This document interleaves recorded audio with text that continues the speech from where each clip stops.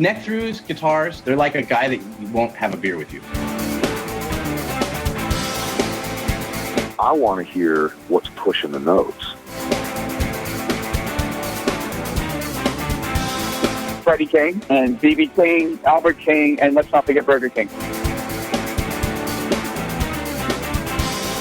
I don't want to blow my knuckle out. Stainless steel is the work of the devil. These go to 11. From the East Amplification Tone Labs in Baltimore, Maryland, it's the Amps and Axes Show with your hosts, Jeff the Godfather of Low Wattage Amps Bober and Mick Marcelino.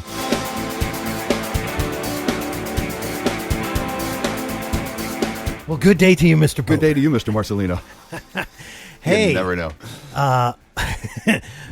One day, if I just go back in the archives and grab all that shit that we talk about during the moment, there would be, there'd probably be people calling us at that point. Oh, yeah. Yeah, they'll be sending the guys with the white jackets. Exactly. Jesus. Hey. The fans have responded, man. They are fantastic. Let me tell you something. The Ken Schaefer episode has just taken off like nobody's business, and we can't.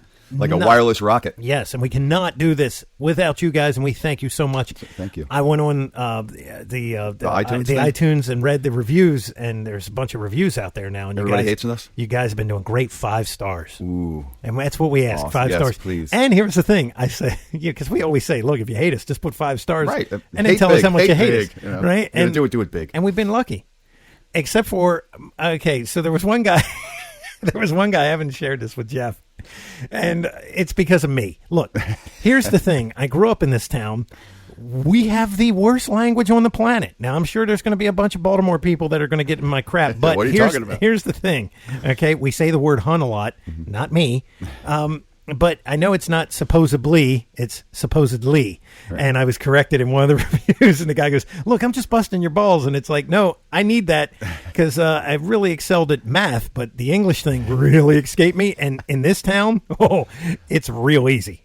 Totally. You probably won't get called out too much.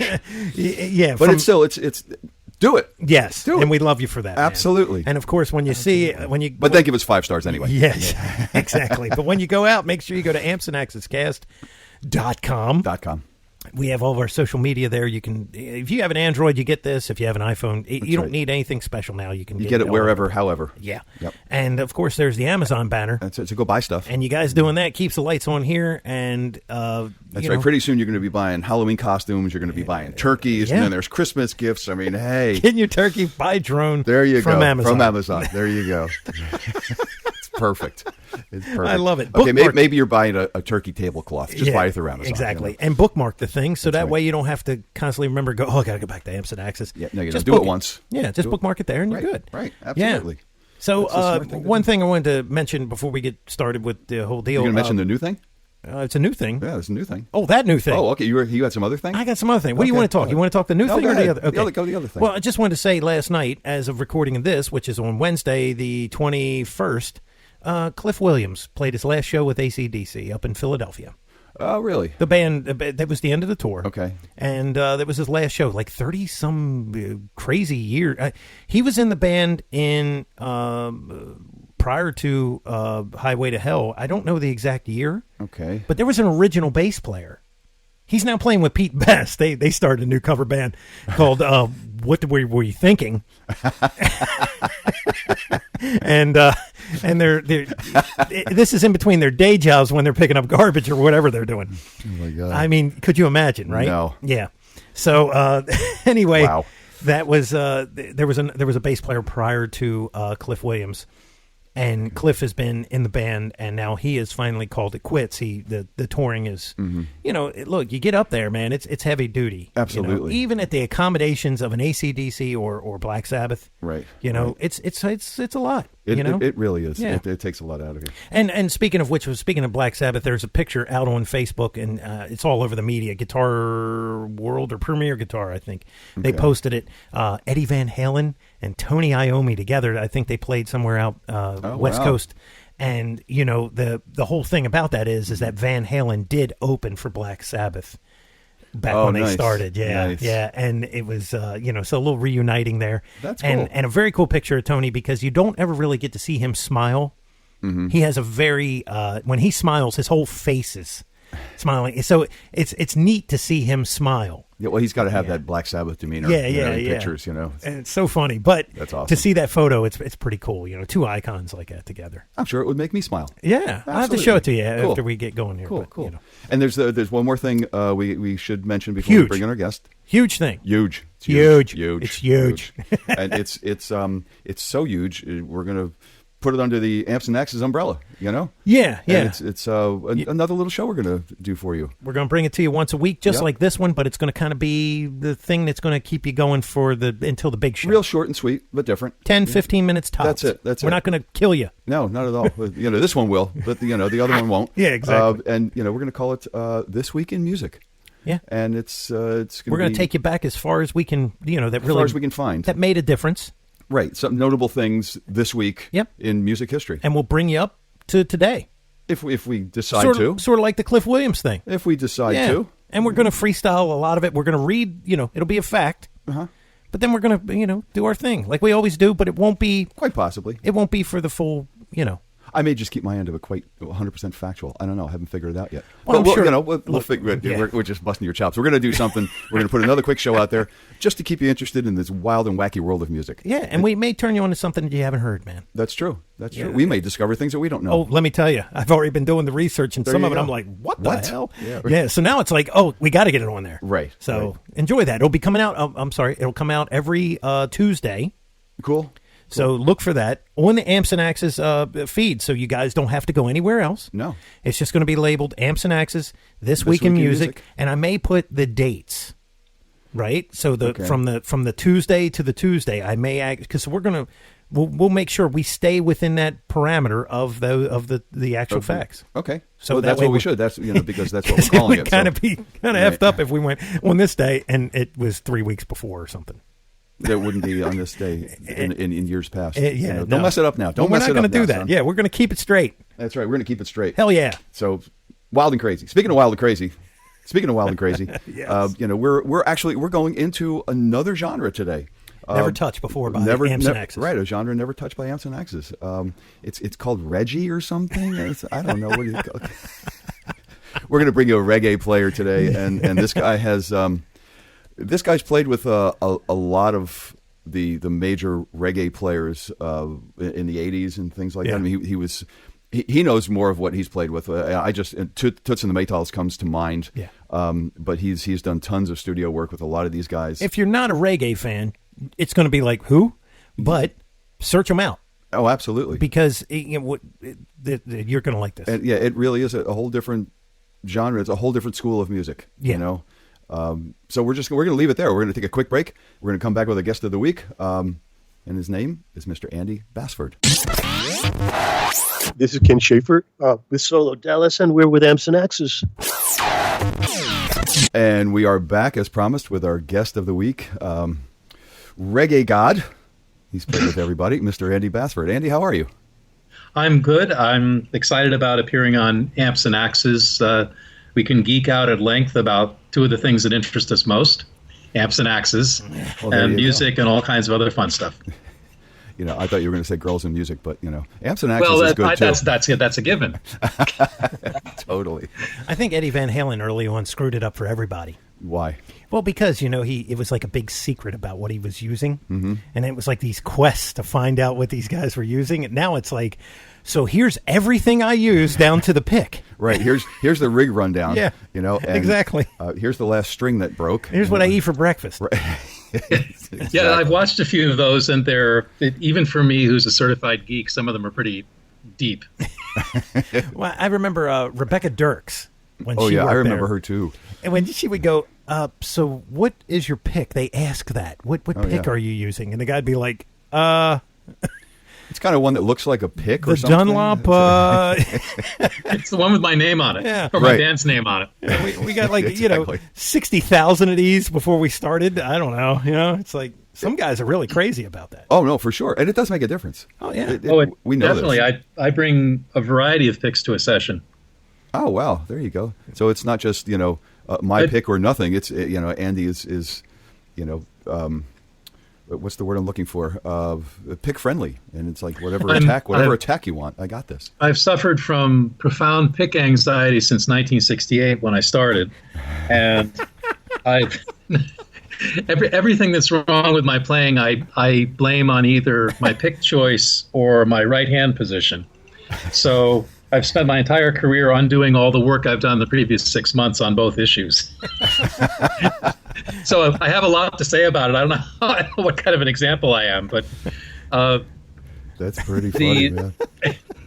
If the thing that I found with picks, particularly for recording, is that first of all, depending on its thickness and the materials, it's actually a fairly effective EQ device.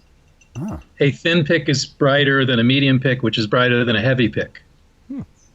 So that's the first thing. The second thing, which is the real reason I bring so many of them, is that sometimes they want you to duplicate a feel or play a part that really doesn't lie under your fingers and isn't something you would necessarily pick to play. This doesn't mean that what they're suggesting is bad. A lot of times it's a very good idea that you wouldn't have thought of. But in order to execute it in a timely manner and make them want to call you again, sometimes it's helpful to change the size of the pick the thickness of the pick that you're using, sometimes the size, sometimes the shape, depending on what they're looking for. For example, Santana uses those huge triangular-shaped picks that look like little shovels. Mm-hmm. And a lot of the African guys use them too. And what they're really good for is upstrokes, which both of those get, the Congolese soukous players, I don't know if I'm saying that right, but the Central African guys use a whole lot of cross-picking and upstrokes, and these long picks help them navigate the cross-picking. Santana is very influenced by guys like Peter Green, who used a lot of upstrokes, and the large triangular pick helps with that too. So if somebody wants me to sound like either of those guys and I'm having trouble, one of the things I'll do is go to the kind of pick they're using, which at least gets me somewhere in the same zip code as what they're doing. Yeah, that's really interesting. I know Santana does a lot of up-picking, and I think for me, even if I picked up one of those Dorito picks that he uses, that's a perfect description of them. Totally, they're about that size too. They don't taste as good. I know. I tried. It's really not. You need to wash it down with something. But I would still need to remember to up pick, because I think that's probably a bigger factor in his signature tone than just the pick itself. I mean, do you feel that? All these things are factors. The interesting thing about up picking, particularly if you're not picking perpendicularly across the strings parallel to the face of the guitar, if you're coming down at an angle like a lot of people do, when you play a downstroke, the initial attack of the string, the string starts deflecting toward the pickup. So you're getting not only a stronger magnetic signal at the very start of things, but I think you're also changing the tone slightly, maybe because of the increased magnetic force, maybe because of some interaction with the string and the pickup cover. I don't really know. I'm not that geeky. But if you pick away from the face of the guitar with an upstroke, the initial movement is away from the pickup, and it's a softer attack. It's also got a different tonal quality, and furthermore, you're working against gravity. Downstrokes, you're working with gravity. All these things together might not be that significant, but I think they make an audible difference when you add them together. Does that make sense? Yeah, absolutely. And I never really thought about the string to pickup distance difference. I never really thought about that, because subtle changes in the height of a pickup can make the difference, in between it's sounding okay and it's like, okay, there's the magic spot, and it could be a quarter, exactly. Could be a quarter turn on the screw. Yeah. We've all experienced that. We've all played with our pickup heights, and we've all found exactly what you're saying, that the little changes make a big difference. And the more different kinds of things you do, I play a lot of different kinds of music on various gigs and sessions or whatever, the more I think these things become consequential. If you're doing something like, say, James Hetfield, where what you're doing is pretty much the same sort of pick attack and the same sort of amp settings and the same sort of right hand position, and you're optimizing everything for that, these distinctions may not be very important to you. Or if they are important to you, you're going to optimize them so they all work in the same direction. What I do is real different from that. Huh. In what way? Well, let's see. For example, if I'm called on a session, most of my work is with reggae people, but a lot of times they want other elements of guitar playing to flavor the track. So basically, I might go in there and play your standard kind of reggae rhythm part, for which I would use a Fender Medium, and a fairly conventional pick attack. But then they might say, well, we want an R&B flavored thing in there, and if they say Nile Rodgers, I'm going with a very light pick because that's what he uses. Huh. And I'm playing 3-string chords instead of 5 and 6-string chords like I am with reggae. Mm-hmm. And then if they say, well, we want a rock solo, and I try to get names out of them or tracks, like you want it to sound like this particular song, which is often helpful in getting a clue of what they want. I usually don't bring more than one guitar to a session, sometimes two. It's just not, it's New York. It's not usually that effective unless somebody really has the budget and wants to spend all that time plugging things in and testing them. Mm-hmm. Then maybe somebody wants like a Clapton-y solo or a Santana solo or a metal solo with hammering on. You could be confronted with any of these things at a given moment on a session, and you have to make whatever you have with you work in the time that they want to spend on your guitar part. Oh, sure. I mean, it's totally the case. What's your go-to weapon of choice? If you you bring in one guitar or maybe two, what's your main guitar that's going to cover? Or does it vary on gig? Oh gosh, gigs, it's all over the map. Sessions, if I don't know what I'm getting into, I meant sessions. As when I said gig, but do you take the same guitar all for most session work, or do you know what you're getting into first and kind of pack the instrument accordingly? If sometimes you work for people who really know what they want. For example, I do work with this fellow named Sting, who's Shaggy's producer. It's not the Sting that played in The Police. It's a Jamaican Italian fellow from Brooklyn, and he's a wonderful producer. He's a great club DJ, and he's not a musician, but he knows a whole lot about the records.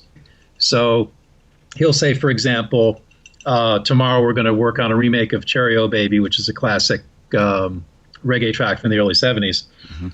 And because I know he wants to do that, I'm going to listen to the tune. I'm going to try to figure out what they used. I worked in the studio where it was recorded. I have a good idea of what amps they used.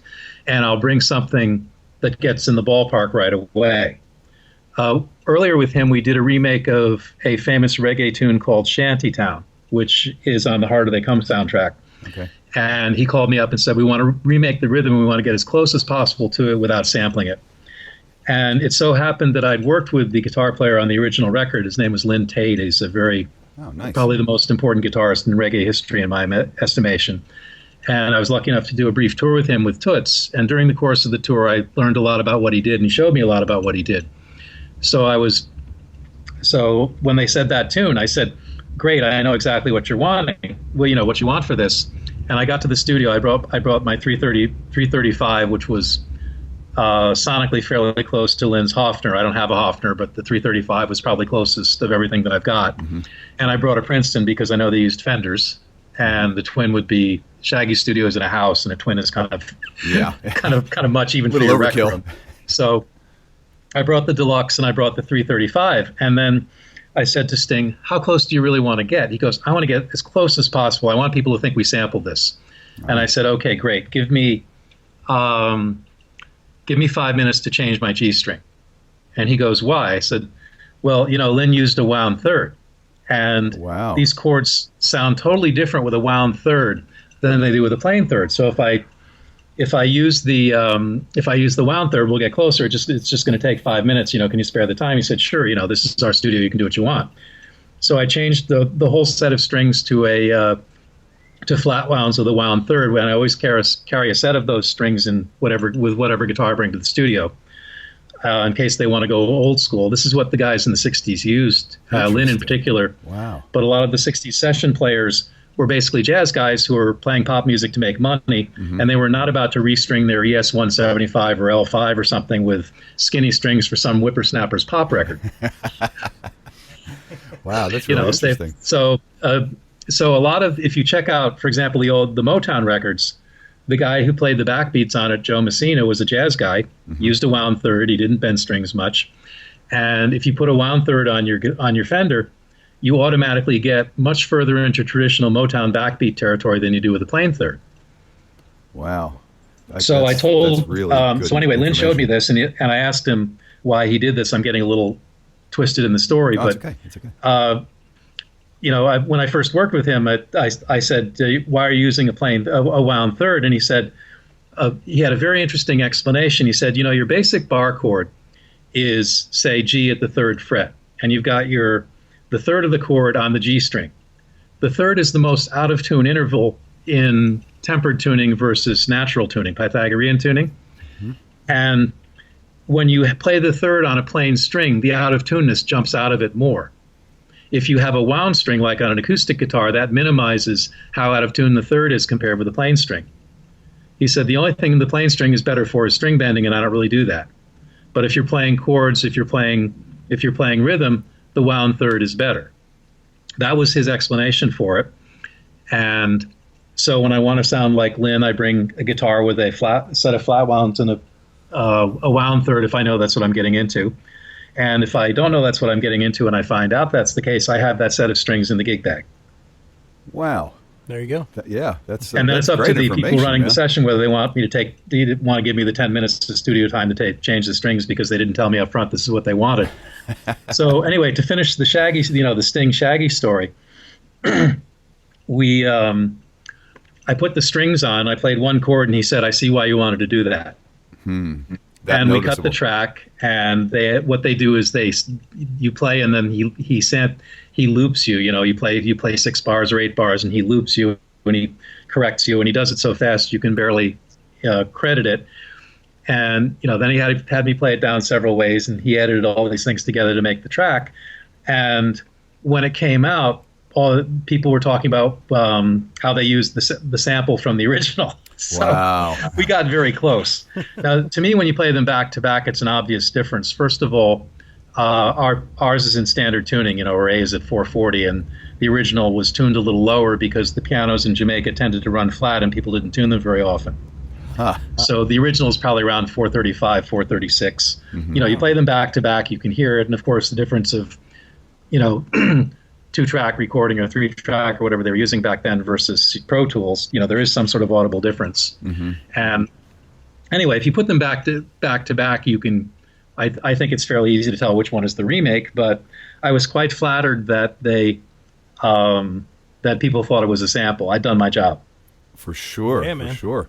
I mean, tone-wise, they take samples, and nowadays you can speed them up, slow them down without changing the tempo, all digital Sure. things. So they could have. Oh, it's crazy. Yeah, I mean, even if it was slightly different, the tone and if the feel was close enough for people to believe that it was the original, even if it had been digitally altered slightly, they still felt it was probably the original. Which was, hats off to you, man. Well, I had the incalculable advantage of working with this gentleman.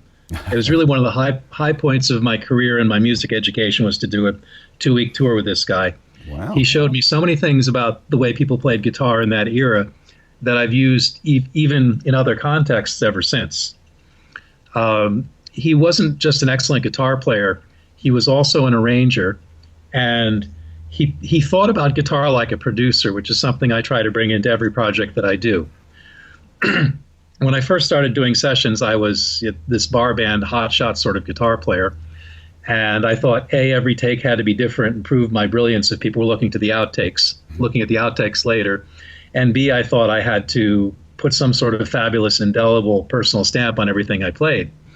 And within maybe 2 weeks or so of doing sessions, I realized that wasn't the gig, but it took me a while to recalibrate mentally and start learning to think like Lynn. And when I walk into the studio now, I'm not thinking about what musicians want. I'm not thinking about what's going to make me look good as a guitar player. what I'm thinking about is what is the track missing that the guitar should put in, that the guitar should be doing.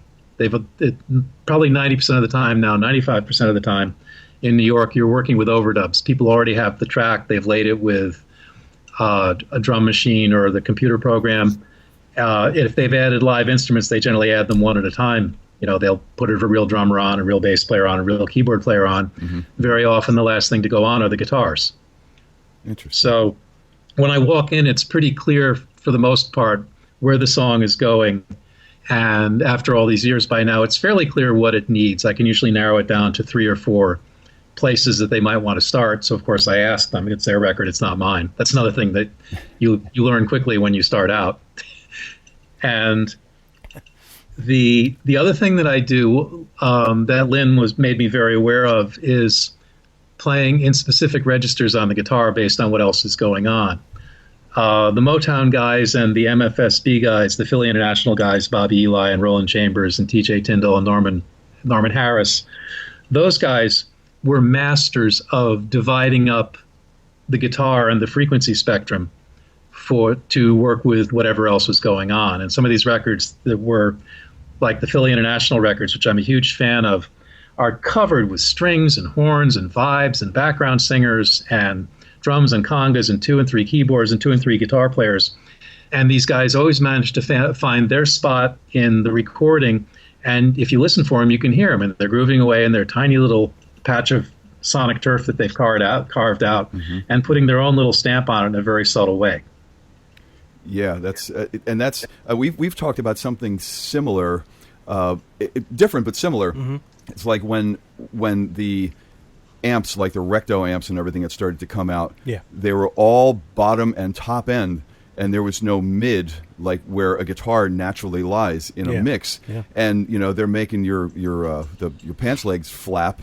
And competing with the bass and the kick on the bottom end, and they're competing with cymbals and maybe keys on the top end because they're all just bottom and top. And the mids are all it's a huge California V, and they're all sucked out. And it's there's no real guitar frequency in the guitar range, and you pile a bunch of these things on top of one another, and all of a sudden it's just noise. It has no definition, and you can't hear the guitar because it's not where it's supposed to be. These guys were real geniuses at figuring out where a guitar is supposed to be, and in and amongst all the other instruments, trying to find their little 3 or 4 fret area and 2 or 3 or 4 string assignment to where everything they play is going to be heard specifically in that little hole, and that's genius. Yeah, man. Well, one of the things that they did, I don't remember where I read this, but I did read it somewhere, was that they would divide the guitar up into string groups. One guy would play the lower 3, one guy would play the upper 3, and the third guy would pick a 3-note group in the middle that was complementary to those other 3 notes,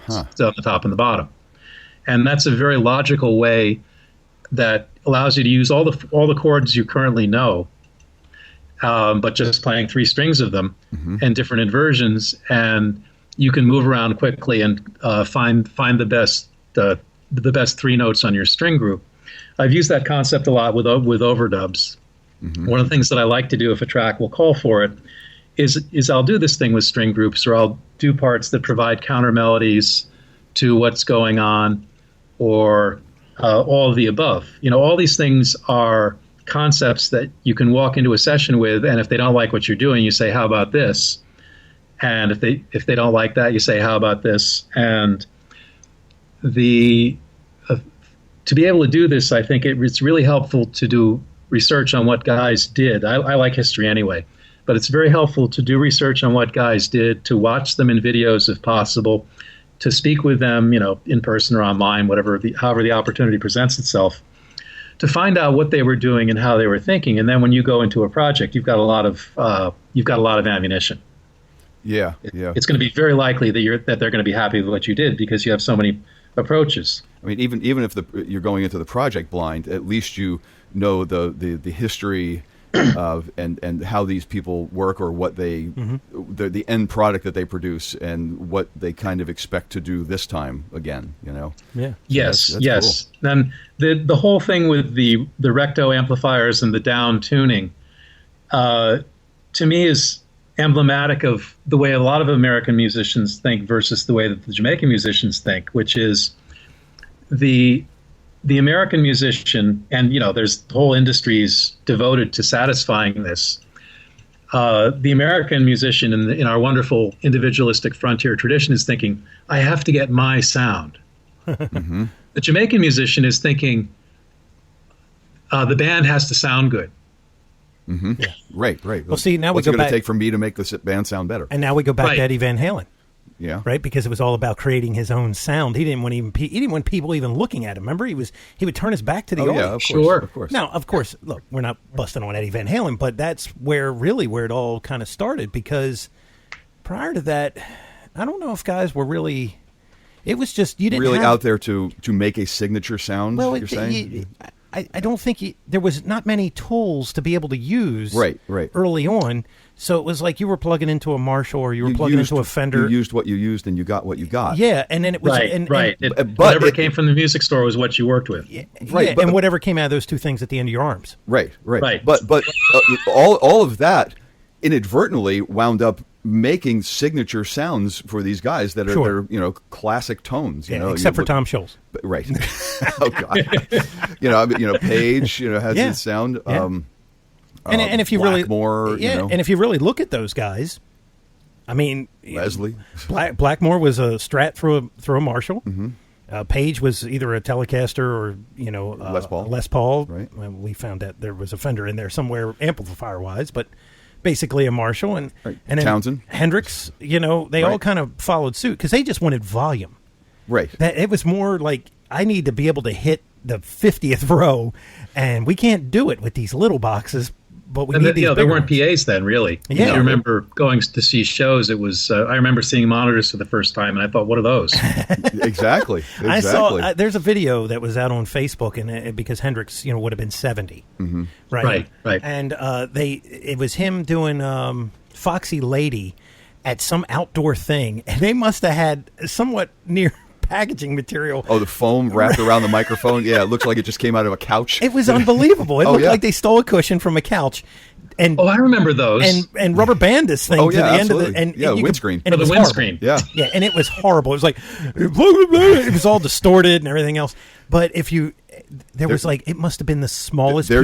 There's a better one out. No, that PA was pretty okay. Was it pretty okay? Because it just sounded so. That was the muffling, but there's a better one out there that I had seen for the first time. I think it was yesterday or the day before, and he's singing into a 57 in front of a stack of a couple of Marshalls, and you could hear that this PA was probably about 100 watts, and it was trying to do 150, and it was like just the most distorted vocal you could ever hear. The rest of the band sounded great. Oh, yeah. It sounded like he was singing through a quarter-inch reel-to-reel tape deck speaker, and it was like so cool because I remember doing that. Well, in the beginning, PA, we had more backline power, 10 times more it's just than columns. the PA, right? And it's like, the backline stuff was interesting. We turned those knobs. Who cared about the PA? Exactly. Yeah. The singer was going to turn the knobs if anybody was. I didn't want to go anywhere near them. It was so much fun to play it, but it's like, we get the vocals are distorted. But so what? We sound good, Yeah. But at least the guitars sound great. That's the important thing. I sound like the guys I idolize. That's the thing. Exactly. And it's stupidly loud and annoys my parents. Great. What could be better? My parents loved it. God bless. So I guess back then it was there just wasn't much. Yeah, and you got what you No, got. there really wasn't. Yeah. And the PA stuff was of the era. I mean, I remember the big thing was the Shure Vocal Master, which actually makes a great guitar amp, by the way. Mm-hmm. Yeah. And the Shure Vocal Master is essentially like a twin. It had, I think, 4 6L6s. Maybe it had 6, but I think it had 4. And it had 6 inputs. Yep. And the columns had something like 10 6-inch speakers. Something like that. I owned one. Yeah. Had the anti-feedback switch. Oh, yeah. Right. And when I got to Jamaica, after 6 months, I was asked to join the top band in the island. And when we played outdoor festivals, we had a wonderful PA. There was one sound system on the island that got all the work, and they were really very good and had up-to-date stuff. And they had to because Jamaicans love their bass, and that's the most expensive part of the PA. But when we did gigs ourselves, we would play dances in the country and corporate events and things like that. We would use the Shure Vocal Master, and the backline for this band was the SVT, the 300-watt SVT for the bass player. with A10s. Yeah. The guitar player had a Vibrolux. Okay. I had a Music Man, the 50-watt one. Okay. With 112. And the keyboard player had a Vox Continental and a Fender Rhodes he played the Vox through a Leslie. And we had 3 horns and a lead singer, and the PA was the Shure Vocal Master. Jesus. And we ran the 3 horns. Each horn got a mic. The bass player got a mic because he sang, and the lead singer got a mic. And the 6th mic was for the kick drum. Mm-hmm. And we balanced everything. And you know what? It sounded great because what we did was we balanced the band to the PA. Mm-hmm. We put the PA where it sounded good, and then we balanced the band around that. And the band had a number of people actually everybody in the band did sessions. The lead singer was an engineer. We all played sessions. Some of the guys produced things.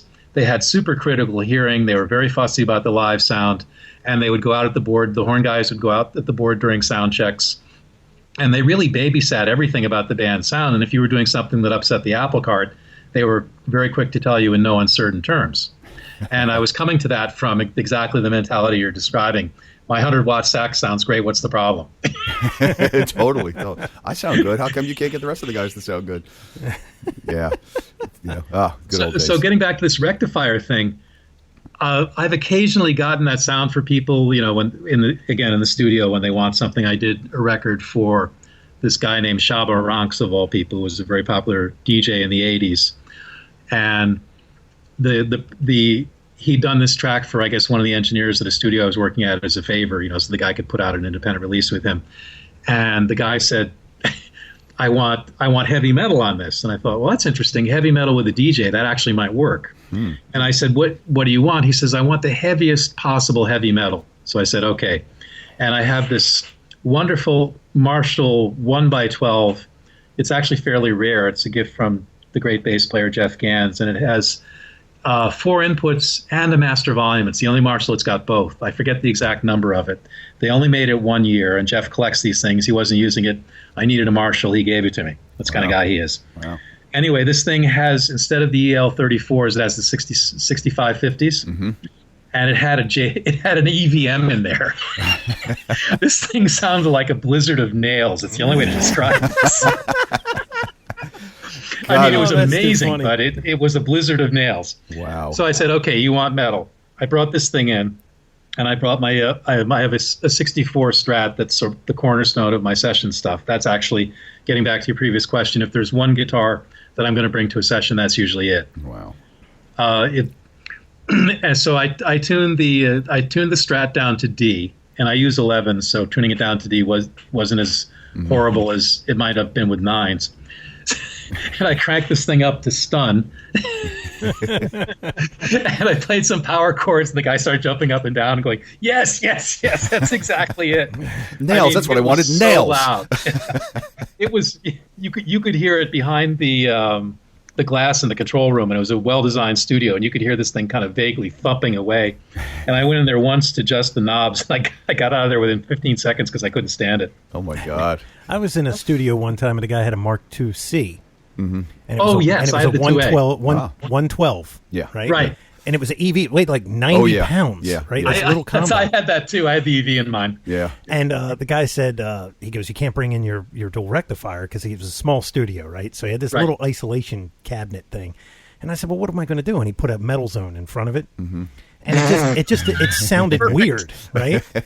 So I said, dude, this thing isn't sounding like it should. I'm like, it's kind of buzzy. It just doesn't have what it needs. And he goes, oh, well, let me go turn up the master volume. Through the isolation cabinet, through the studio door, and into the control room, we could hear this thing literally rattling itself apart. And I was like, is this good? I hope you got it in 3 takes. Oh, yeah. I was like, I'm not replacing anything if it falls apart. It's just not going to happen. Oh, look, the side just fell off. Right.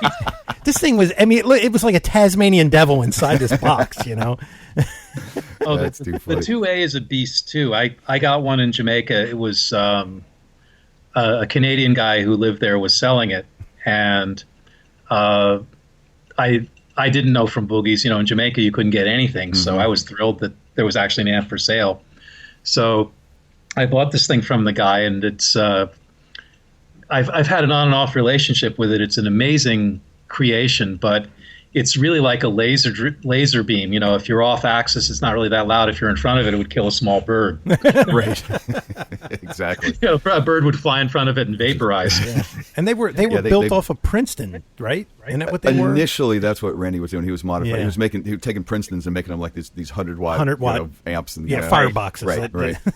Yeah. Well, mine is a 60, and we did it after I came back to America. I was playing with a local reggae band in the late 80s, and we opened for Zero, and the guitar player was Steve Kimmock, who is, of course, we're talking about tone. He's got to be in the top 10 of people who know it, get it, and just always sound great. For sure. So he saw me setting up the amp, and he said, "That's yours?" And I said, "Yes." He said, "Don't ever sell it." They got it right with that one, and they've been getting it wrong ever since. and he had two of them with 1x12 extension cabs, and he was playing a Strat with I think 12s into these two Mark IIAs, so the 412s and 120 watts of power, and Steve Kimmock playing the Strat with heavy strings. It was ungodly good. Yeah. That just sounded amazing. Now, to go back to the metal thing, yes, I recently repurchased Unleashed in the East by Judas Priest. Okay. Oh yes, and that's like late 70s. I think so. Yeah, late 70s or early 80s. Yeah, and the guitar tone on there is amazing. Yeah, I mean, you would love it. It's like Michael Schenker from the UFO days. Okay. Right, just that cocked wah thing going on. Sure, and I was like, the mid-range peak. Yeah, and I was like, you know what? That was not a bad sound. Guys were looking at like, whoa, too much gain, because it was different. It was new at that time, right? It was a ton of gain. It really was. But it wasn't what they've done. I mean, like I always say, only in America is cocaine not good enough. So you know what I mean? It's like, so now crack. Yeah, like you got 70 dB of gain, but wait a minute, there's this mid-range knob. I don't like that. Let's turn that down, and now I've got a bass that just is kind of crazy. But it was good. It was really good. You should have left it alone. Those guys back then, they were really cuts a mix. Yeah, they were. I mean, you can hear every note. Right. And I was like, God, I haven't listened to that album in like 20 years. And I need to go listen to it again. And when I put it on, I was like, you can hear Glenn Tipton on one side, KK on the other. You hear all the mistakes. And it's because I love when they leave the mistakes in, unless they're my tracks. Because in which case, edit it out, please. But because of the mid range, you can really hear the guitar. Absolutely. And I was thinking, man, that thing they just that's where most of the note is. Yeah, and they were just screaming. Yeah. And it's like that. You bring that back, your band's still heavy. Oh, for sure. That's the part that I don't. And you can hear what the guitar players are doing. Yeah. Right. Because any like the rectos, they're like I always say, the guitar into a recto, the guitar is nothing but a trigger. That's all it is. It doesn't matter what guitar you're playing. It doesn't matter what pickup, strings, anything. It's just you hit the string and it makes this noise. I always say when you got more 12AX7s than you do power tubes. Or strings. That's an issue. You might be a little backwards. Exactly. Oh man, yeah. So I want to get back because we started talking about the good old days and how they were what they were, and you got what you got. And we haven't gotten our normal thing. That's right, we haven't. So I got to take this back to where we normally always start. But we started this on such a really interesting thread that I wanted to let that go because it was really interesting and informative. But I got to take us back in the Wayback Machine and and see where I don't know how you, and I'm assuming that you weren't born and raised in Jamaica. Oh, not at all. The furthest thing from it. Right. So I want to see where you came from and how you got there. So give us some history, man. I got to know. Okay. Born and raised where? Okay. I was born in Hartford Hospital, which is in Hartford, Connecticut, but I grew up in a small suburban town called West Simsbury, Connecticut, which is 15 miles west and a little bit north of Hartford. My parents were in the insurance industry, which is the big thing in Hartford. It's like they call it the insurance capital of the world. Well, didn't they name the area after the insurance company? The Hartford? No, but they might as well have. They might as well have, right. So I grew up in this small New England town. It was, I think, about 7,000 people when I was born. And by the time I left, it had gradually gotten into about 18,000. But it was very much a small town. We walked to school. We picked blueberries. It was quite bucolic. And okay, and my parents were big music lovers. They were, but they didn't really play. My mother played a little piano.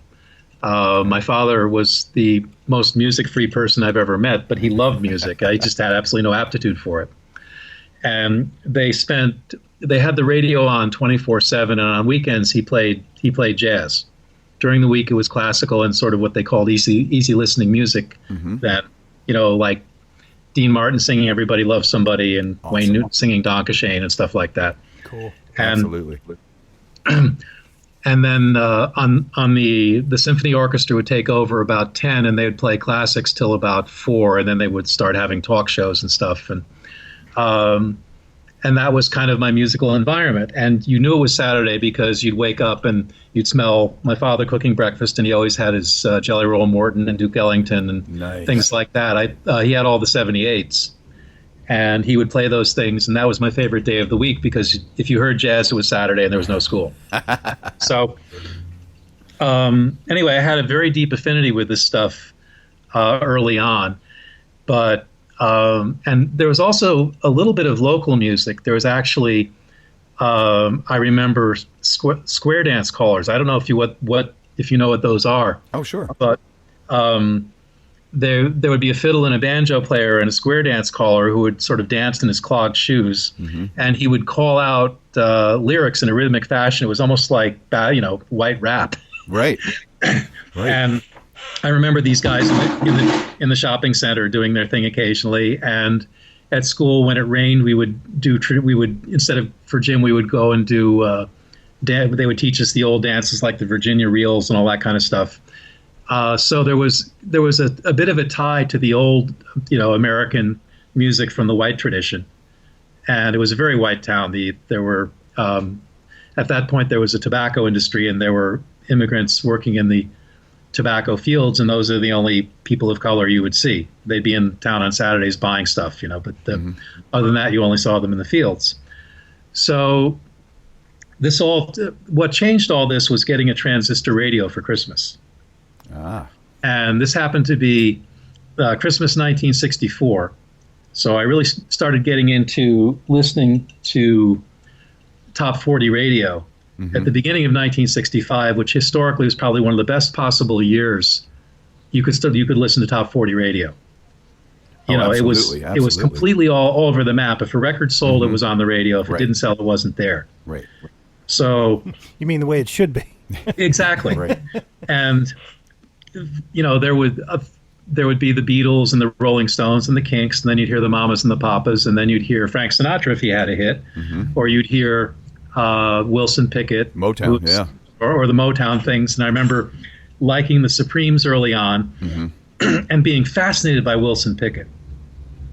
And he grunted and he made strange sounds. My mother said, it's like he's going to the bathroom. What's up with this guy? My parents had no use for this stuff at all. It wasn't music to them, but I liked it because it was mine and kids my age were listening to it. Sure. So I got very into top 40 radio, and it was a lot like sports. You had your songs would go up in the charts and go down in the charts, and you'd root for your favorites every week when the survey came out, and they'd play, then the number one record was what a record you thought was cool. You were on the moon for a week, and if it was a piece of garbage, you thought you were bummed out that your great record didn't make it in the top spot. It was great sport for an introverted 9 or 10-year-old, and sure. I got really into the popular radio.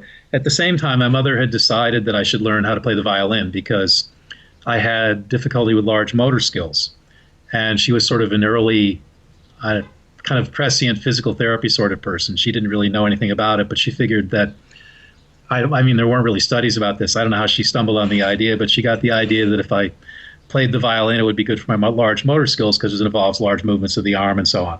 Huh. So I wanted to play the trombone, but I needed braces, and obviously the trombone is not going to happen with braces. So, I've always loved the trombone. It's one of my favorite instruments, and that was why I never played it. And of course, all the New Orleans records my father loved featured the trombone, and it's a very emotional and passionate instrument with the sliding and the mutes and everything. That was what I wanted. I couldn't get the trombone, so I got the violin. It was not a road to popularity in West Simsbury, Connecticut. We'll put it that way. So, so I played in the orchestra at school, and I was okay at it. And then my mother decided I should have private lessons, and that was really when my life changed, because I was lucky enough to get this wonderful teacher named Mr. Palmer, who was not only a brilliant teacher, but he was interested in world music at a time when nobody was thinking about it. Wow. He taught in a public school in West Hartford, which had more money than West Simsbury did. And the particular school he taught in, the parents thought the arts were really important and allocated extra money for the music program. So he did things like all his students at school had to write compositions. If you studied in his class after a year, you had to write a piece, and then the student orchestra would perform it so you could hear what it sounded like. Wow. We're talking 1968, 1969. Mm-hmm. He was, nobody was doing this stuff. And he had a special room off his teaching room where he had the raw materials to make every sort of instrument. You could make drums, you could make reeds, you could make trumpets, you could make stringed instruments. Wow. Obviously, they were very primitive, but part of your assignment, if you worked for him, you would have to pick a musical instrument family and then construct a musical instrument from these parts that he had lying around and try to play it. That's awesome. Right? I mean, who gets this stuff? I was lucky enough to encounter this guy, when I was 13, and Mr. Palmer was a master teacher in that he did not believe any student could fail. Wow. If you didn't succeed, it was because he had figured out the right way to explain things to you. Mm-hmm. He was a master. Wow. Now they call it like different learning styles. He had figured all this stuff out in the 60s. I think most good teachers do. They figure it out on their own. Now they actually study it. But yeah. So one of the things that Mr. Palmer habitually did was you had to write pieces for him. You had to write a piece for him. That was your assignment. He'd give you the scales and the bowing exercises and the little sonatas and stuff to practice. And then you'd have to go in with you'd have to come in with a piece that you'd written. And it could be anything. He didn't tell you what to write. He just wanted to see what you'd come up with. Mm-hmm. So my mother had a piano by that time, and I sat at the piano and I came up with this little thing, and she helped me write it down. I went it in, and he looked at it, and he played it, and I said, "No, that's not what I meant." And he said, "What did you mean?" So I played it, and he said, "Oh, you have a bar of 5/4 here.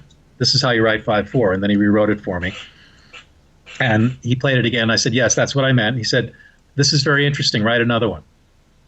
So the next week, I came in with something else, and from then on, it was a part of my assignment to write these little pieces pretty much every week. And after a few years with him, and I also played with him in the orchestra at the Julius Hart School of Music, which is the feeder system for Hart College of Music. And thanks to his instruction, I became a pretty good violin player and a good orchestral player. I could read and all that stuff. And during this time, there was also a music camp in Simsbury that was run by a couple of ex-big band guys. One of them had done arrangements for Buddy Rich, and had played in one of the B-level big bands as a trumpet player. And the important thing about this was this guy had a professional attitude. He'd been at the top or been close to the top in the big band era, mm-hmm. and he had real professional expectations for his students as far as deportment, as far as showing up on time, as far as just being a pro. And he didn't even tell you this. It was just the way he was. So that was a great experience, too. And they also had an orchestra, and they had various ensembles. And, I was very involved in lots of non-rock music through these endeavors. Mm-hmm. Later, Mr. Palmer told my mother I was the worst student he ever had who didn't quit. Oh, my God. He said when I came to him, he said not at the end of it, but anyway, knock at the door and you're like, oh God, isn't that wonderful? I think that's just the best thing ever. Oh my God. And he never let on. He was just the most wonderful person you could encounter as a confused 13-year-old. And the other thing that was interesting about Mr. Palmer was that what he would do on his vacations, he would travel to different parts of the world and buy the local instruments and bring them back. Wow. And he would invite his students to his house. You'd go over there with your mom or your dad or whatever, and you could look at these instruments and you could play them. He had a sitar, he had a tambura, He had harps, he had Turkish drums, he had all kinds of things. And he let you play them. Now, the other thing significant about Mr. Palmer was that at one point I had a babysitter that was interested in that had a guitar, and I picked it up and tried to play it and realized it wasn't that different from a violin. Like I could get sounds out of it right away, and it was interesting, and it was a cool instrument to know. So I had told Mr. Palmer this, and unlike my parents, he went, guitar, yes, that's popular now. What are you listening to? And I told him, he said, by this time I'd graduated into Cream and stuff like that, whatever was popular in 68. And FM radio had just come to Hartford, so there were underground radio stations to listen to that were playing things like Cream. There was even a station in Massachusetts that for a year played pretty serious blues. For 1 year in 1968, they played a lot of traditional blues. Wow. And and they hold on one second. Sure. I'm sorry, I have to answer this message. No, that's fine. That's fine. That's one of my students. We must continue to educate. Right. So anyway, I'd gotten interested.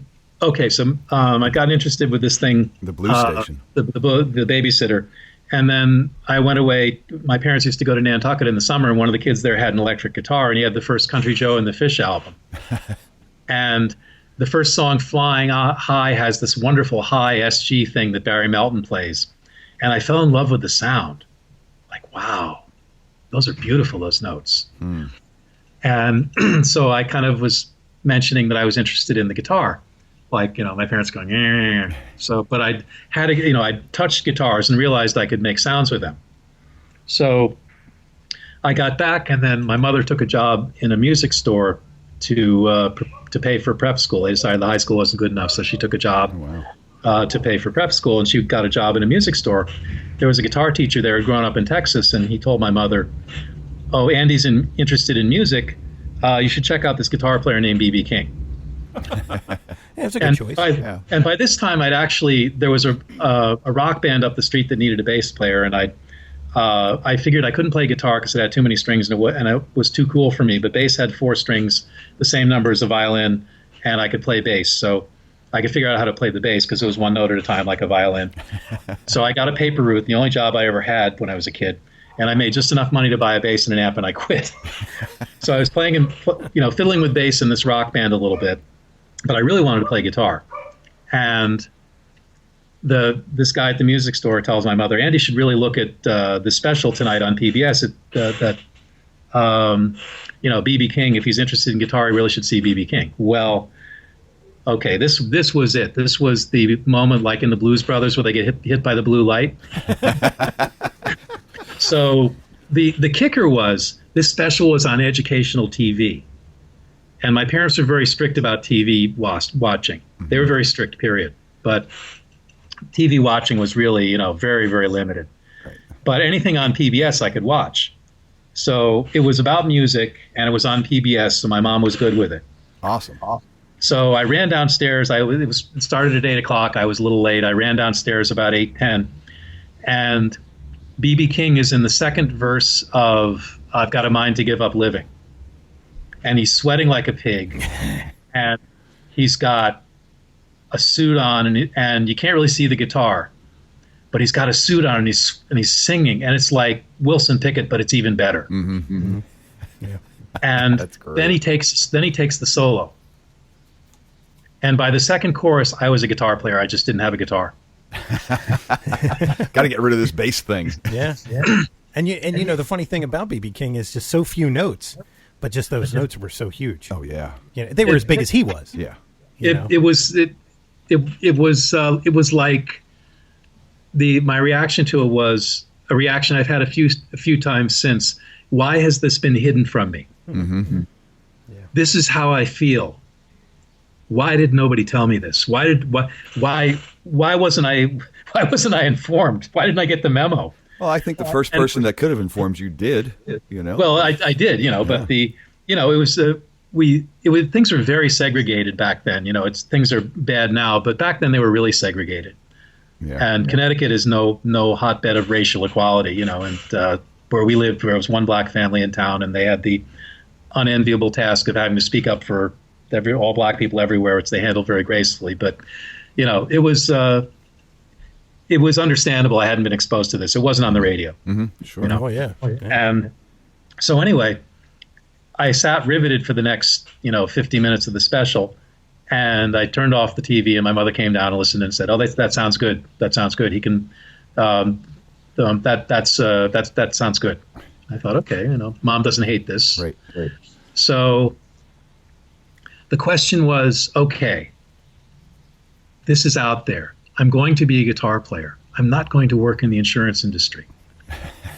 I might not even go to college because I don't think this guy went to college. How am I going to get away with this? That's a good bet. How am I going to break it to my parents that this is what I want to do? Wow. They don't like this stuff. They like music, but they don't like this music. How do I become the I was rebel? never one of these kids that went out and blew up mailboxes and stuff. I towed the line with everything. I played the violin when I wanted to play trombone. I wasn't a troublemaker, but this was big. Right. This was really big. I knew what I wanted to do. And the wonderful thing about that, as difficult as it's been at times, is many people go through their entire lives and never find out what they want to do. For sure. I knew when I was 13, and then the question became, and I guess it still is, how do I get away with this? Mm-hmm. I know what I want. How do I get away with this? It's a very different problem than not knowing what you want to do. And I have friends who are my age who don't really know what they want to do or never acted on it or both. Right. Well, I guess both are impossible, but so, okay, the first step is clearly to get a guitar. That's the first step, but I have no money. Mm-hmm. And I'm not going to ask my parents for a guitar because they recently bought for them a very expensive violin. Mm-hmm. And we'd gone to New York to buy it, which was a whole adventure in itself. And, wow. They spent $350 on it, which was probably more than my father made in 2 weeks. Mm-hmm. Yeah, in 1968, Yeah. So going to them for a guitar was not on. That was not happening. So by a strange twist of events, my friend upstreet with the rock band who I played bass with, his parents were splitting up. And his father was one of these people who buys instruments and fiddles around with them and then buys another instrument and fiddles around with it. And he had a harmony guitar on his wall. It was copper and it had one pickup. And they were going through and throwing things out. And I was very upset because my friend's parents were getting divorced, and nobody I knew got divorced. I mean, it wasn't done then. Right. So this was very traumatic, and he was upset, and he was my friend. He wasn't going to be down the street anymore. It was a very bad period of 3 or 4 days while this was going on. So I was kind of hanging out, looking sad, and the guy is going through his basement and packing things up and deciding what he's going to keep and what he's going to get rid of. And he goes, and I go, "Mr. Lydiard, what are you doing with that guitar?" He goes, "You want it? It's $5. Well, I don't run fast, but you never saw anybody run home so fast and go into the piggy bank and get the $5 out, which I had for whatever reason. Mm-hmm. And I ran up the street and I gave it to him, and he said, "Here, and there's a case for it too. And here's a cable. Oh, and there's a lap steel on the wall. Do you want that too? I'll give it to you for nothing." Wow. So I got a lap steel. It turned out it was one of the ones with the Rye Cooter pickups, those big things in the back. Oh, yeah. So years later, I took it to Flip Scipio, who works on my guitars, and I said, "Is this worth anything?" He says, "The guitar is worth $450. The pickup is worth $400." Jesus, exactly. So anyway, I got the lap steel for nothing, and I had a guitar, and I had an amp because I was already a bass player. Mm-hmm. Mm-hmm. It was a bass amp, but who cares? Oh, and he had a fuzz tone too. Come to think of it, he had a Goya fuzz tone with a treble boost. Wow. So my rig was this Harmony one pickup guitar. I think it's called a Meteor or a Rocket. Into my Gibson 4 bass amp, a solid state bass amp with a Goya fuzz tone and treble boost. This was it, man. This was the tone of death. This I bet is the it thing that sounded people are like seeking God. to replicate even now. It probably sounded like God. It sounded like mosquitoes buzzing, but I was thrilled. So my parents were not thrilled. Much to their credit, they did not put a stop to this. Much to their credit, they let me do it. Well, it was a phase. It was a phase. You'll be done with it, in a couple of months or so. Right. Well, I don't know what they thought, but I guess they were relieved I was down in the basement and not blowing up mailboxes. Right. It was a lot of what my peers were doing, or taking drugs, or drinking their parents' liquor cabinet dry. There's a lot of that going on around then. I wasn't doing any of it. I was down in the basement making mosquito sounds. So, was the guitar a hollow body? I hate to interrupt, but was it a hollow body? Yeah, no, it was solid. Oh, really? Huh. Yeah. Because There's actually a picture of it somewhere on my Facebook page. Because I'm looking at the 67 Harmony Rocket, but it was a hollow body. Mm-hmm.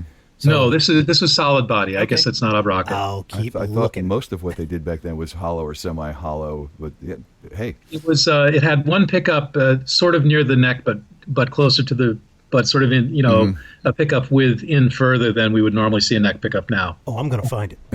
Yeah, I'm sure you will. anyway, it's on the Facebook page. It had a wonderful copper finish, which I stripped off and painted psychedelic with my model paints. Awesome. It looked awful.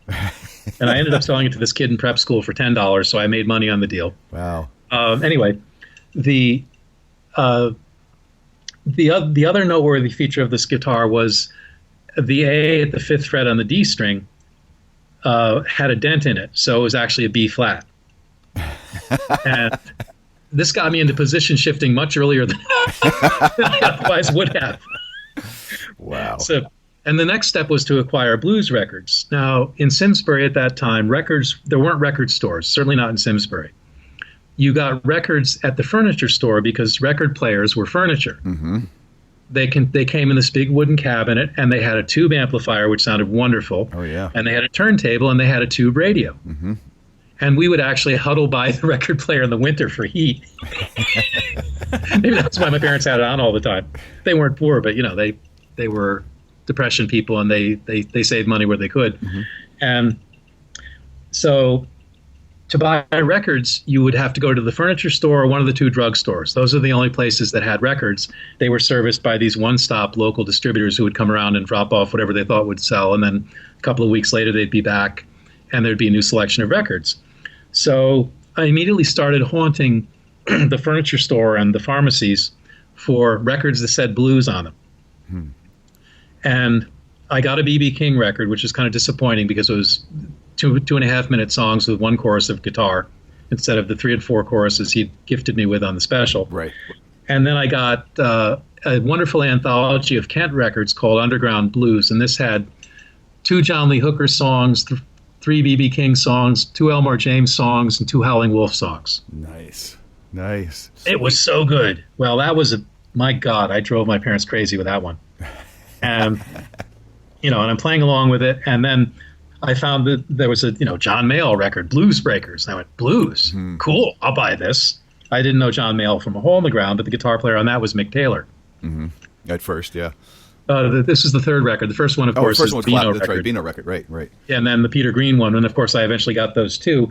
And I also really like the Yardbirds from my radio days. So I was into Jeff Beck and Jimmy Page, although I didn't. And I loved the Yardbirds. I had fantasies about inviting them to my house for dinner if they ever played Hartford, which they never did. I had these strange things going on in my brain. So anyway, by this time, I'm super into guitar and blues, and nobody in my school wants to know about blues, unless it's Cream, which was great. I had all that stuff too. Okay, so this is all going on, and I start getting into bands. We start playing. Oh, the other thing that happened is Mr. Palmer becomes aware of my interest, and he says, "Oh, I have a guitar book. I'll give it to you." It was Mickey Baker's How to Play Jazz and Blues Guitar. And the first page of Mickey Baker's How to Play Jazz and Blues Guitar, Volume 1, has the 26 chords you need to know. Now, at this time, all you could buy about chords was chord dictionaries. 10,000 guitar chords. Mm-hmm. 10,000 guitar chords, and there'd be a page of, A13th, or 2 pages or 4 pages of A13th, and no idea how to pull them together, what to use them, or what they're good for. Right. So I never bought any of those books. I would actually go downtown Hartford where the music stores were and look at the guitar books and try to memorize the chords and run back and play them. It was kind of a guerrilla. This whole thing was kind of a semi-guerrilla operation. And the Mickey Baker book had the major and minor sevenths and the dominant chords. And basically it was everything you needed to play rock and roll guitar in the 50s, which is what Mickey Baker had done. He was a prominent session player in the 50s. And it really contained the 26 chords that you need to know, which I use to this day. The only thing it didn't have is the 4/5 chord. If it had that, that would have saved me probably 6 months of trying to figure songs out if that had been in there. But it had all the major and minor and dominant sevenths and minor 7 flat 5s and flat 7ths on the first page. Wow. And this was like the Rosetta Stone. Oh, this makes sense. And they were all in, I think, G and C. Mm-hmm. Oh, and okay, I'm transposed. I can do that. I play in all the keys on the violin. Okay. So now I had like the Rosetta Stone. I had the blues records, and I had the guitar book, the guitar book, and I was really on my way. And then it was all about seeing every guitar player I could, hearing every guitar player I could, and I just got totally into it.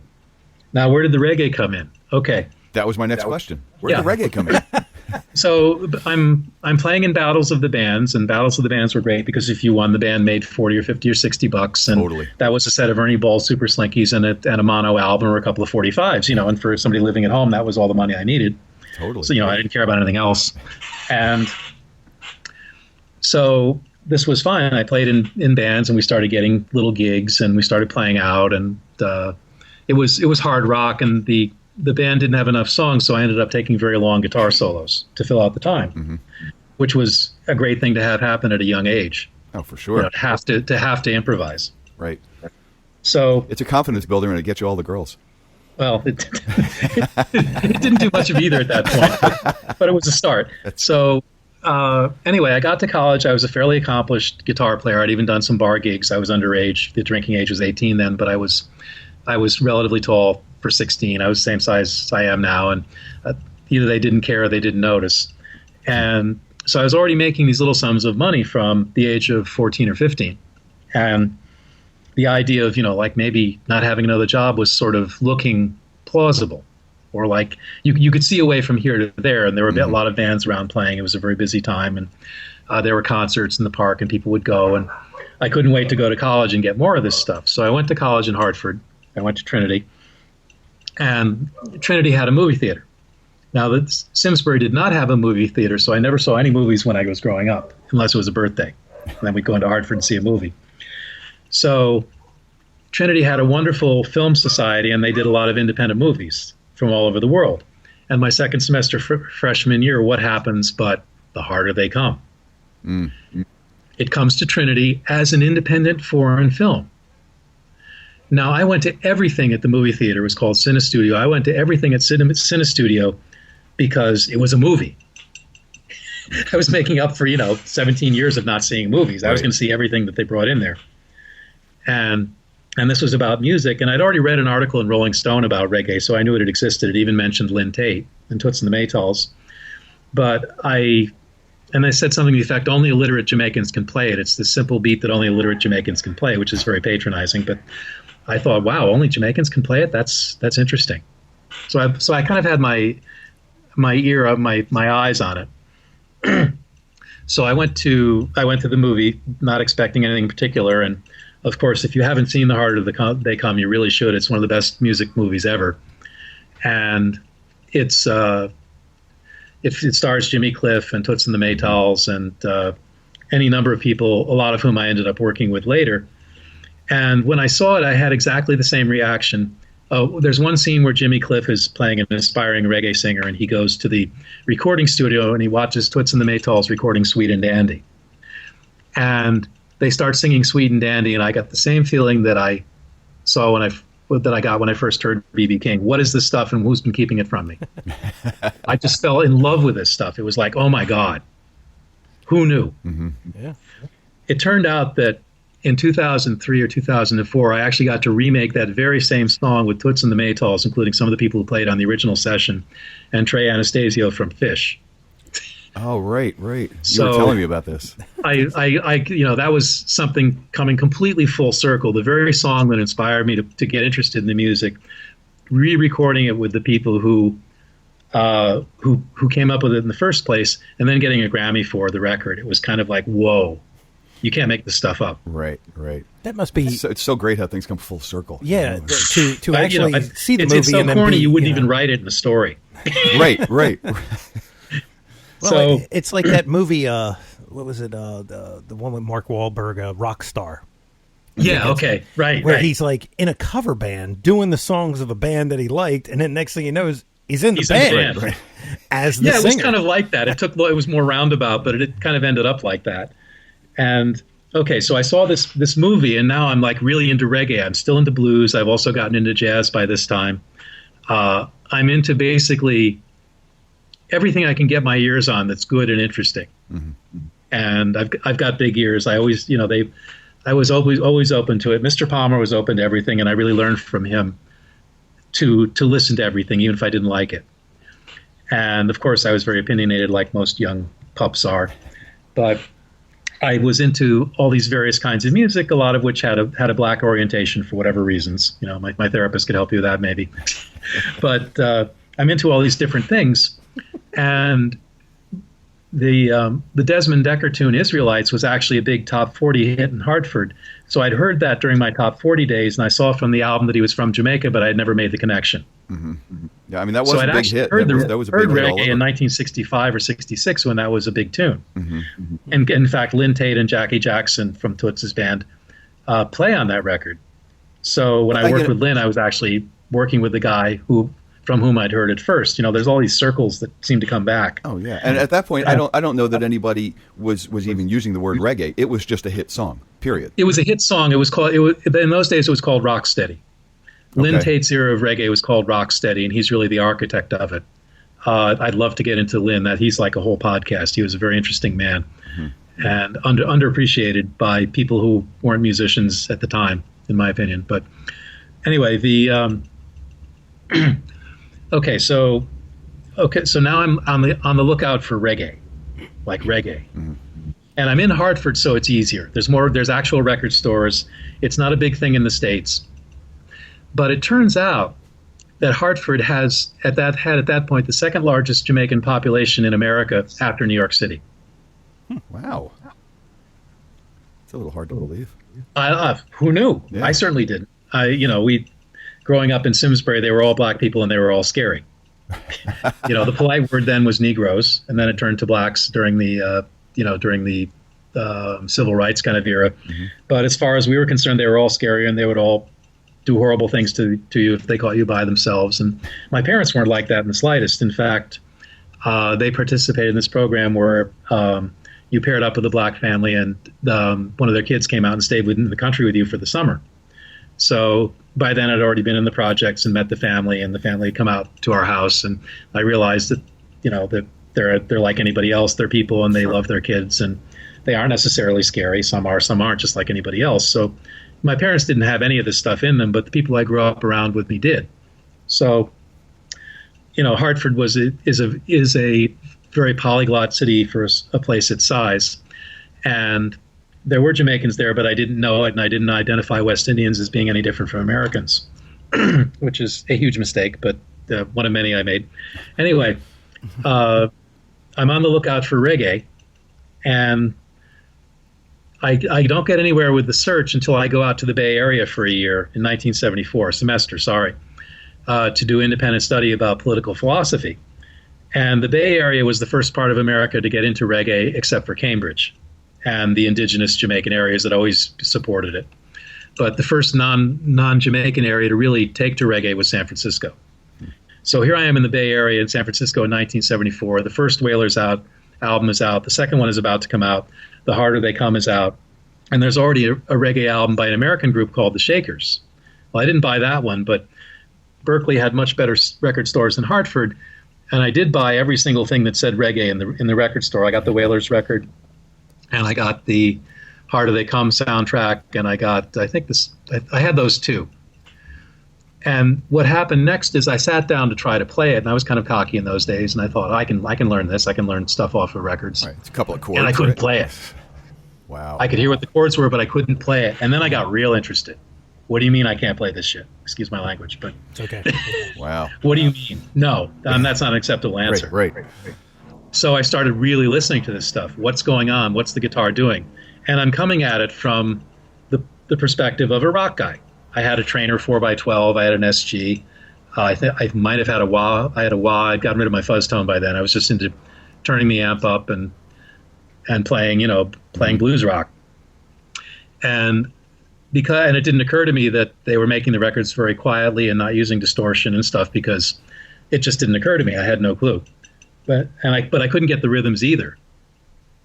I could hear what the chords were, but I couldn't get the rhythms. I couldn't understand what the guitars were doing. I couldn't understand what the bass was doing. I couldn't understand a lot of the words, but I knew I loved it. So fast forward, I come back, I join another rock band. We're out there getting gigs. We're playing frat parties at Yukon, which was a big source of income then. We're playing biker bars, playing blues rock in biker bars. That's another whole set of adventures. And I'm still pursuing jazz, and I'm into this reggae thing. Now, on the way to rehearsal, there was a radio station called WKND that was like the urban station in Hartford, and they had a gospel show on Sundays. I used to listen to it on the way to rehearsal. And then they had reggae shows. They had sponsored by the local record shops. They would buy 15 minutes of airtime on this low wattage radio station, and they'd play a minute of each of their new records and say, if you want the record, come down to Belltone's record shop on 1187 Albany Avenue or whatever, and you can buy it. And I listened to this stuff, and after listening to it for a couple of months, I said, wait a minute. There are record shops in Hartford that specialize in reggae. Who knew? I'm going there. Now, at that point, going into the hood was something that, people from Trinity didn't really do unless you were doing a social work thing.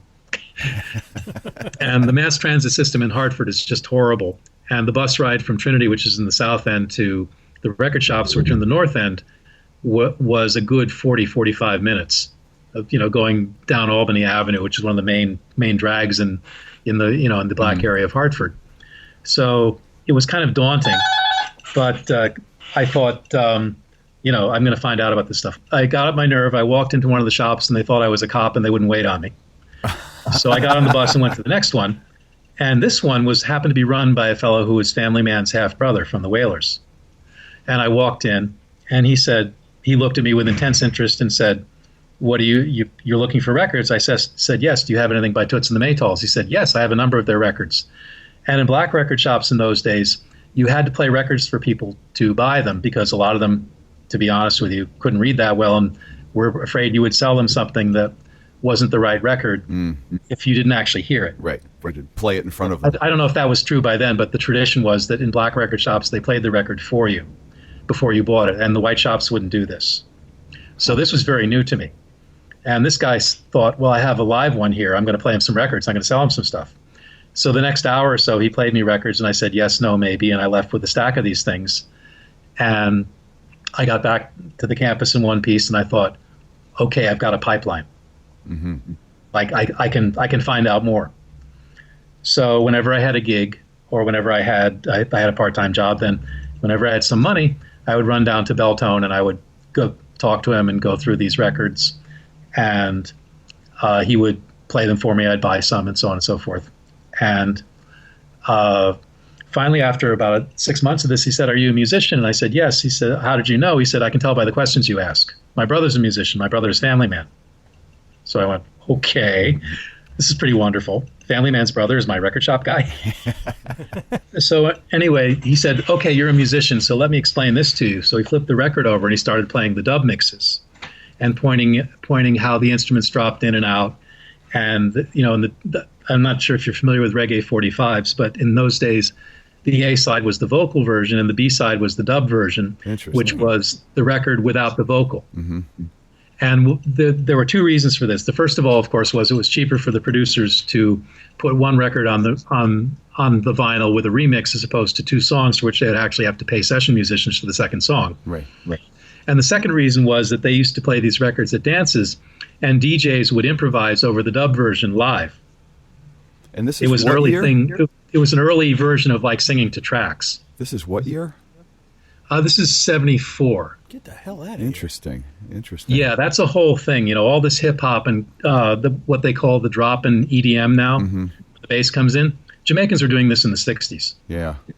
The influence of this music on our culture is really profound, and there are people who know it, but a lot of people don't. So anyway, the records had these A sides, and the B side would be called the version, meaning the dub version. And these were great primers into hearing how the music would go together. Yeah, I bet. Because they would solo the bass, then they'd solo the bass with the drums, they'd solo the drums, they'd solo the rhythm guitar, they'd solo the piano and the organ, they'd solo the horns, they'd solo the vocal for a minute so you knew what song you were listening to. So once he explained to me what this stuff was, that was another sort of key, another lock on the door. Mm-hmm. So I went home and started listening to this stuff, and they used to sell dub albums back in the day. And dub was a very big thing for a while. It's still got kind of a cult following. Yeah, I didn't know it went back that early, though. Oh, yeah. Wow. It started in the late 60s with a guy named King Tubby, who I never worked with, but I had the pleasure of meeting. And one of his apprentices used to run a studio in Long Island called HC&F, which was the preeminent New York reggae studio. His name was Philip Smart. He sadly passed a year or so ago. So I worked with Philip a lot. I never worked with Tubby, but I worked a lot with people who had. And then back then it was 4-track. And the way they would do it would be the bass would be on one track, the drums and percussion on a separate track, and everything else on the third track, and the vocals on a fourth track. Wow. So the remix would consist of people hitting mute buttons at various points to bring these things in, and they would put 3 against 2 echoes on top of it and play with the EQs and stuff. And these dubs became a whole sort of art form unto themselves. So my education is continuing. I'm finishing college. I'm getting a degree. I actually managed to graduate, and I spent most of my time playing scales, but I did graduate. Good. And right before graduation, I go by the shop, and I've been telling my friends at college about this, of course. And one of them says, "I want to go with you." And interestingly enough, it was a wonderful fellow from Baltimore who I used to play in a band with named Rick Sigler. Huh. And Rick was this ballsy Jewish guy from, what's the Jewish part of Baltimore? Pikesville?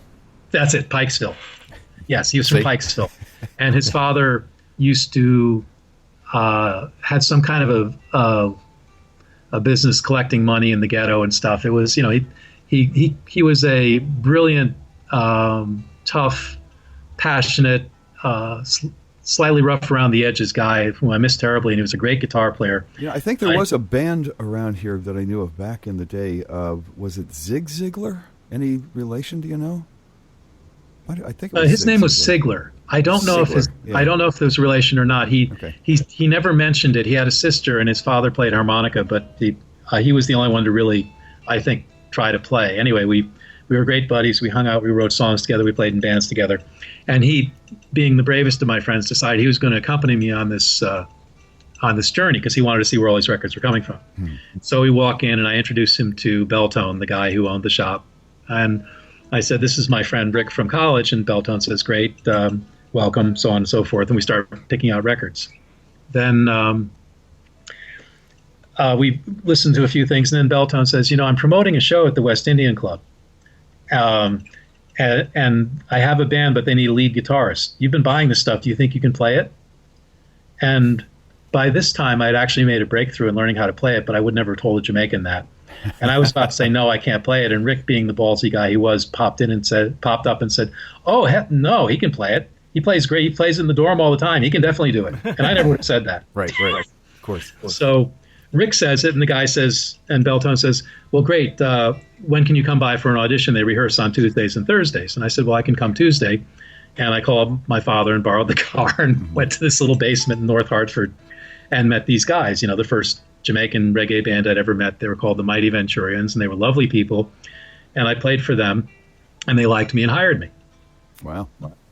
So that was my first reggae band, and they were not particularly good, but they did play at the West Indian Club in the pool room, the little room, on Sunday nights, and I think we made $15 each. And I started getting a taste of the environment and the culture and the people, and they seemed to like me, and I liked them, and I was finding out more and more about the music with every rehearsal. So then what happened was, after about 6 months or so in the band, I was finished college, and I decided I was just going to play with the Mighty Venturians, and I got a part-time job in a music store, and that was what I did.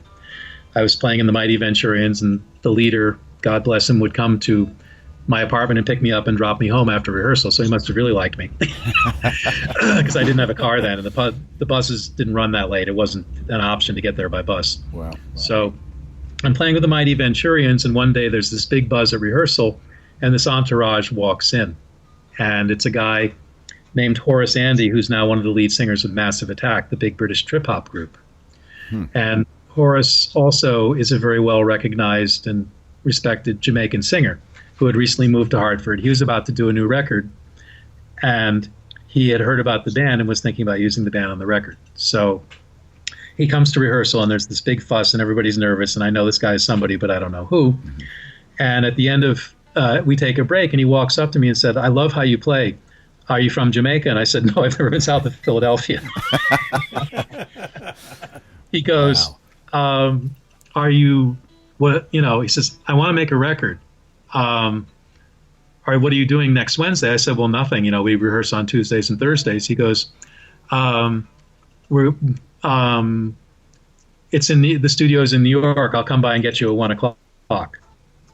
And in those days, there's no recording scene in Hartford to speak of unless you were a club band looking to get club gigs, and then you would record your demo there or something. Right. But there really wasn't a session scene to speak of. So, anyway, I kind of, you know, I sort of went home and scratched my head, like, playing on a record, what does that mean? So, well, you're obviously going to find out real soon. Well, yeah. So sure enough, next Wednesday, he said he couldn't use the band. He said the rest of the band wasn't good enough, but he wanted me to play on it, and he would find other musicians. And I said, "That's cool. Okay." Cool. And I felt maybe a little disloyal, but not too disloyal. Well, it's only going to be one time, right? You know. Well, I didn't even know that. So anyway, next Wednesday, 1:00, no Horace. 2:00, no Horace. And I go, okay, maybe this guy isn't really serious. At 3:30, the van pulls up, and they ring the doorbell, and it's Horace. And I bring my Fender. What was it? Oh gosh. No, I didn't bring an amp. He said they had amps at the studio, so I didn't bring my amp, but I brought my SG and my wah-wah pedal. Mm-hmm. And we got in the van, which is full of smoke and dreads and lots of smoke, and they're speaking they were there at 3:30. I can't understand a word they're saying. And we're driving to New York, and I figure, okay, the studio is going to be in Brooklyn or the Bronx. We go through the Bronx. Now we're going to Manhattan. Now, I'd been to New York maybe 5 or 6 times in my life with my parents doing various things, but I'd never been there for anything musical, really. Mm-hmm. Mm-hmm. So we pull off the highway. We start driving down 8th Avenue, and I go, this is Midtown. Mm-hmm. Mm-hmm. Where were you going? A&R. Well, there you go. We get out, and it says A&R Studios, and I go, holy cow. Wow. I've seen this on records, because I was an inveterate liner note geek. Sure. One moment, please. Abe, I'm really sorry about this.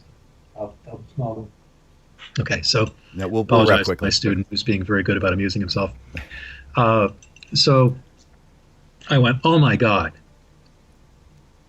what am I doing? The first time you get to record, and it's at A&R. Well, at there's A&R. no pressure there. Right? Yeah, no pressure. Yeah. So I don't know anybody in the band. I don't know anybody except Horace. I've met him once. So this is the second time I'm meeting him. Mm-hmm. There are all these dreads in the van. They're smoking. They aren't really talking to me. We go up to the studio, and the engineer is a guy named Major Little, who you'll see on James Brown records. Some of the James Brown's later stuff was recorded at A&R, and he was the engineer on it. Yeah. A very friendly American black fellow. And he's, we walk in and he says hi, and Horace introduces me. And Jamaicans aren't big on shaking hands, which I didn't know at the time. So I stick out my hand, and they all kind of look at it. And the couple that grab it with sort of a dead fish thing, like, get this over with. I'm going, okay, this isn't going well. And I sit down and tune up, and we start running down the first tune. And the bass player doesn't say much, and the piano player and the drummer aren't saying much. And Horace is playing rhythm. I'm playing lead, and we learn the first tune, and we record it. And when it comes time for the solo, I turn up. Yeah, well, you're supposed to, right? I used to run my volume on 7, so, for rhythm and 10 for lead, mm-hmm. So it comes time for the solo, I turn up. And, of course, the engineer is going nuts in the booth, like... Right, you just threw all the levels off. Level. I didn't know it was different from playing in a bar. And if you hear the record today, you can actually hear the first note of the solo where I come in really hot and the engineer turns it down. Mm-hmm, mm-hmm. It sounds really cool, but it's a complete accident. So anyway, we get through that, and we cut, I think, 4 songs that day. Or did we do all of them that day? No, we got 4 the first day, and then we came back and did 3 more. And then I saw everybody else getting paid. And I went, everybody else is getting paid. How does this work? The first night they bought me a corned beef sandwich and a ginger ale, and I was thrilled. Like after the session, they said, "Do you want anything to eat?" And they went into a bodega or a deli, and they got stuff. And I said, "I want a corned beef sandwich and a ginger ale," and that's what they got me. And I went, "Wow! I played a record, and I got a corned beef sandwich and a ginger ale. This is fantastic." And these other guys are getting checks. Well, that didn't really dawn on me right away. Come to think of it, I did have at one point the sense to ask Horace how the money worked, and he said, "You'll get paid when the record comes out." And I thought, well, that makes sense. You make the record, you sell it, you get money, you pay everybody. Okay, that seems okay. And then I go to the session, these other guys are getting cash, but I'm way too intimidated to ask anything about it. And the producer, a guy named Everton, doesn't like me from day one. He just has a puss on about my being there. And it turned out a bunch of the guys in the band had a puss about my being there too. But we got the record done. And my brother, we actually did some overdubs on a couple of the songs, and my brother was in the band by this time. He played saxophone, and he's a car genius. He used to fix up buy cars for $100 and sell them for $250 after he fixed them up. So he became the designated chauffeur. He'd drive us all back and forth to New York, and we finished the record. And then I didn't hear anything from Horace for a while, and I hadn't gotten any money. So I'm on one of my record shop haunts. By this time, I'm living in a commune, which is another whole story. And I'm going to the other record store in Hartford, a place called Little Sporties. By then, they realized that I wasn't a cop, and they would sell me records too. They had different stuff from Belltone, so sometimes I went there. And I walked in, and I said, "What do you have that's new?" And the guy says, "We have the new Horace Andy album. Do you want to hear it?" I said, "Sure." And he puts it on, and I hear my guitar blasting out of the speakers in this record shop. And I went, "Oh my God, I'm on a record." Still haven't gotten paid, but I'm on a record. I'm on a record. There it is. That's me. So I said, "Yeah, this sounds good. I'll buy that." So I bought it. And of course, they had my name misspelled. Oh, that's too funny. Well, maybe so they didn't have to pay you. Yeah. Well, no, actually, that worked out well. What happened was this. The record came out, and I bought it, and I took it home, and I played it for the people in the commune, and we all agreed that it was awesome, except for the fact that my name was misspelled. So I called Horace up, and I said to him, "Okay, the record's out. I just bought a copy. Can I get paid?" He goes, "Yes, absolutely. We'll go to New York, and we'll see Everton." So I borrowed my mother's station wagon. We drove to New York. Now, what I didn't know was that Everton's real business was drug dealing. Oh. And he had one of these apartments that used to buy drugs in New York in the 70s. It had one of those enormous beams that hooked into the floor, so you couldn't kick the door off. It had this triple steel door, and it had a beam that went into something that was centered in the floor like an anchor. Wow. So you couldn't kick the door off, and you couldn't shoot through it. So we go to the place. It was in Corona, part of Queens, and there's no place to park, so we double park in front of the hydrant. My car's got Connecticut plates, so I'm driving a station wagon, and all these kids see it, and I'm going, I hope the hubcaps are still here when I come down. But I thought this would take like 3 minutes. We go up, I get paid, I leave. So I double park in front of the hydrant, and Horace takes me upstairs, and he knocks on the door, and they go, "Who's that with you?" And Horace says, "He's a musician, he's okay." And they said, "We don't want him in here." And Horace says, "No, I have to bring him in." So they reluctantly open the door, and they let us in. So I walk inside. The apartment has got a mattress. There you go. It's got a large man with an assault rifle. It's got a Doberman, or one of those enormous dogs that kills people. Not a pit bull, but something bigger than a pit bull. I think it was a Doberman. It's got Everton, and it's got his girlfriend. They're on a mattress. The room is full of shopping bags. The shopping bags are full of nickel and dime bags of weed and $5 and $10 bills. I've never seen as much money in my entire life. Wow. As there was. And on the back of the door, in the door, these two little slits. You put one little slit, and there's two bags right under the slit. One bag has money, the other bag has nickel and dime bags. It's like a vending machine. You put the $5 and $10 bill in the slot, and your bag of weed comes out. So there's a third guy on the door doing the transactions. There's the security guard with the assault rifle. There's the Doberman. There's Everton and this beautiful sullen-looking woman. They're on this bare mattress. That's all there is in the apartment. Well, what else do you need? So the guy has the assault rifle trained on me, and the dog is growling. And Horace says, And Everton says to Horace, "What did you bring him here for? What do you want?" And Horace said, he's here to get paid for the recording. I promised him that he'd get paid when the record came out. The record's out. He needs to get paid. They immediately descend into this horrible yelling and screaming match in Jamaican, which at that point I didn't understand. Oh, my God. And the dog is growling. The guard has the gun trained on me. The girlfriend, if she could growl, she would be growling. They're all staring at me. They all got their eyes on me, and I'm thinking about my mother's station wagon with the Connecticut plates in front of the fire hydrant. Right. And I'm going to explain to my mother that A, I'm dead, and B, that her car is gone. Right. Car's towed and I'm dead. Right. I'm trying to figure out how this is going to play, and I'm not coming up with any good answers. So anyway, after what seemed like an ungodly length of time, this intense argument in Jamaican goes on, and Everton disengages, and he looks at me and says, "Here." And he slaps the mattress. I sit down next to him. And he goes, "You played on 7 songs. I pay $30 a song. Wow. Here's $210. Count it." So he hands me $210. I count it. I say, "Thank you." He looks at me like I'm a piece of whatever. And he says to Horace, "Get him out of here now, and don't come back. That's all you're getting." I said, "Thank you." I was well brought up, so I said, "Thank you." Thank you. And we get out of there, and I go to Horace. "That was really, really scary." He said, "I'm sorry about that. It shouldn't have been that. It shouldn't have been that big a deal." And we get back in the car, and then we had to make another stop in the Bronx to see some other person that he knew that was in the same business. And it was a very, very long night, but eventually we got back to Hartford in one piece, and I had my $210. And I went to my room in the commune, and I took it out, and I went, "Did that really happen?" Right. Now, $210 is a lot of money. I mean, bar gigs paid like $35, $30 a night in those days. Mm-hmm. So this was a lot of money. And so I played on a record, and I'd gotten paid for it. And I couldn't, this was just the most wonderful series of events. The problem was that it came out on, of course, a Jamaican independent label. It sold very, very well. The Dub Remix was one of the first popular dub albums. It went to #1 in England on the Black Echoes chart, one of the reggae charts. Wow. And it's since been reissued twice, once by Mick Hucknall's label Blood and Fire, and mostly recently by Greensleeves. They actually called me up to get the proper spelling of my name.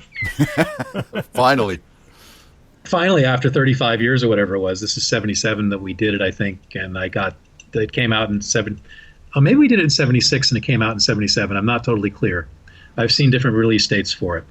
But in any case, I'm on a record, but it's on a Jamaican label, and I'm playing in a bar band by now on the rock circuit. I'm not with the Venturians anymore because they didn't work enough and I needed to eat. Mm-hmm. So I reluctantly said goodbye to them. And I'm playing with this not very good bar band, and we're playing high school proms and clubs, and I'm living the rock and roll life, and it's great. And I played on this record, but I can't get anybody to believe it really happened. It's like, well, you went to Mars. And you played, some Martians abducted you, and you played with Martians. Great. Well, you have a copy of it. What does that have to do with anything? So it wasn't quite the credential I was hoping for, but I was still pretty proud of it. And well, it obviously led somewhere. Well, right. What happened next was this.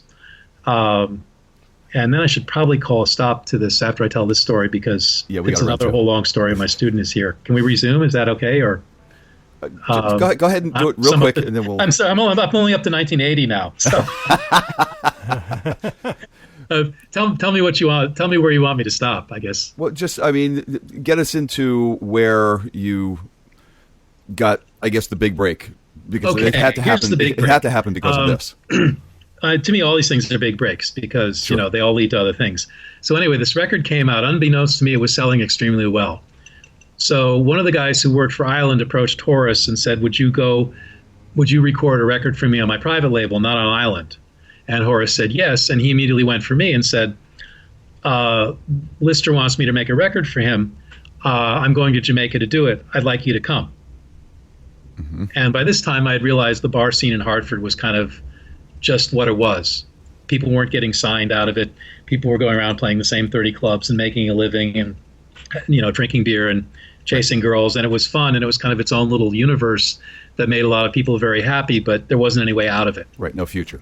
There was no future to it. And I'd kind of figured this out by that time, and I was contemplating moving to New York. So I'd actually made some preliminary steps about going to New York. And Horace came up with this idea, and I said, I bet Jamaica's a lot easier than New York. Little did I know. But I said to Horace, I'd love to go, but let me get a work permit. Let me be legal. He goes, you don't need a work permit. It's Jamaica. I said, I probably need a work permit because at the back of my mind, I had the idea things might work out. Mm-hmm. So it took 6 months, and to Horace's eternal credit, and really he's one of the most straight people in the business that I've ever met, and really he's responsible for, A, the idea of me doing it, and B, the second major step of getting me to Jamaica. So he waited almost 6 months for the work permit to come through, and at this time Jamaica was going through this tremendously horrible election. People were fleeing the island in droves, and the Jamaican consulate couldn't believe anybody from America wanted to go to Jamaica and work, let alone be a musician. So it took them a while to process this, but they finally did. I went down in June or July of 1980. Yeah. So I go down in 1980. All kinds of incredible things happen. Horace goes back within 3 weeks. The same day I get my first session. Somebody sees me backstage and says, what does he do? Horace says he's a good guitar player. The guy says, bring him to the studio. Turned out the band was Roots Radix, who was the up-and-coming studio band at the time. The producer was Junjo Laws, who was the biggest producer of his era. Wow. I played on 2 songs. Junjo likes me. I play on 2 songs I play a song for somebody else. That guy likes me. I play on a record at Joe Gibbs, which is the big studio, and the engineer likes me. I go back to Channel 1 and play more stuff with Roots Radix. All of a sudden, I'm sort of a charter member, and all of a sudden, I'm recording 15 songs a day. Wow. It's crazy. And I had no idea that people made livings as studio musicians. I thought that was Tommy Tedesco. Right. Yeah, and I didn't realize that you could just play on recording sessions and make a living, because there was nothing like that in Hartford. I knew it existed in New York and LA and Nashville, but I never thought it was never an aspiration. I always thought I'd play in a band. Wow. So I started playing sessions, and in Jamaica, the session clique is very tiny. It's probably 20, 30 people. Mm-hmm. And of course, being an American and being new and not playing like anybody else, people found out about me quickly, and some people liked it, some people didn't. Fortunately, the guitar players were the most friendly because they were very curious about the sounds we were getting, and they had nobody to explain it to them. They were working from records just like I was. Huh. And I was curious about what they were doing, so a number of us hit it off very well and just started bonding as guitar players.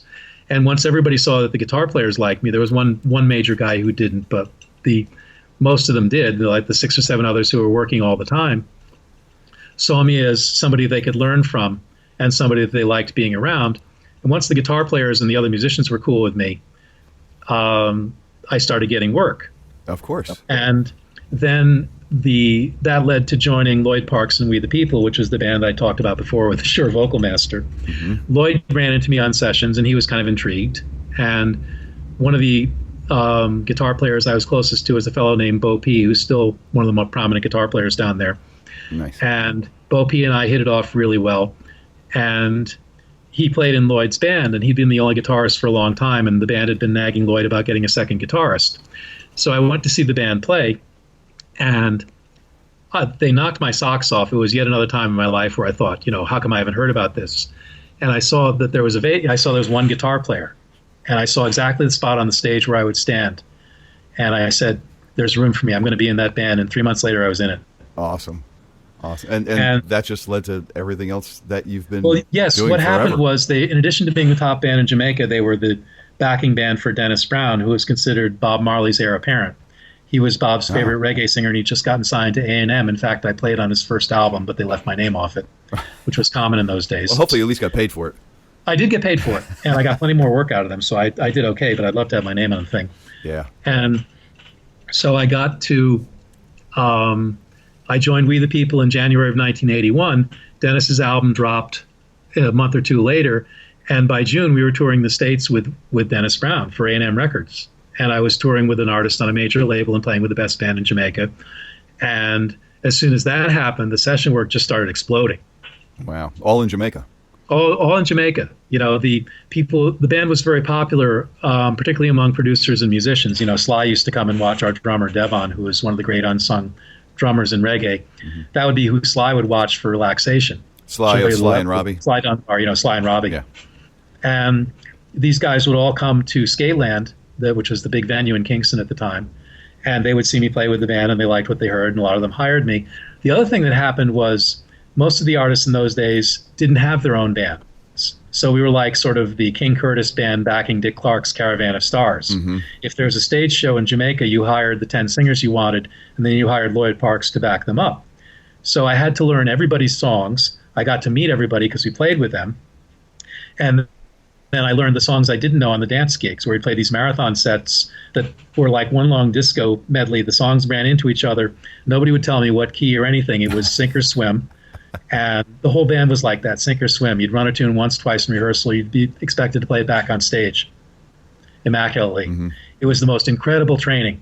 And everything I've done since comes out of the session experience and the experience of being with Lloyd Parks and We the People, with these master guys in the idiom who didn't hold your hand. Right. You know, if you played the song 3 times in rehearsal, they got pissed at you. You're supposed to have it by the second time.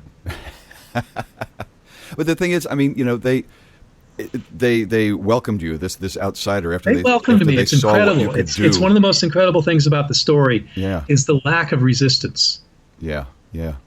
I certainly wouldn't have expected that going in.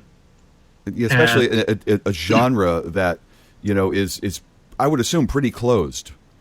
Oh, they ran people out of there all the time. It was a very small clique. It was very well-paying work, and they were really particular about who did it. Wow. I saw guys get run all the time. They didn't do that with me. Wow. I mean, that's, you know, that's an accomplishment. That is a serious accomplishment, man. That's So, of course, I've stayed friends with many of these people for the past 40 years or however many years it's been. Of course. And I've occasionally asked them, you know, like, what did you think? And the basic answer I received, or variations of it, was, you really knew your instrument, so you didn't slow us down. Now, one thing you have to understand about these sessions is we were paid by the song. And there was a real premium on working quickly. You know, we would cut 10, 15 songs a day, 2 or 3 an hour, sometimes 4 an hour. Wow. And if you couldn't keep up, you wouldn't get asked back. You had to have a part in 10 minutes or it wasn't going on the tape. Wow. And this is where my training with Mr. Palmer came in such good stead, because he had encouraged my ability to compose. Yeah. Go back and write another one. It's interesting. Go back and write another one. Yeah. Write another one. And I'd already been interested in improvisation.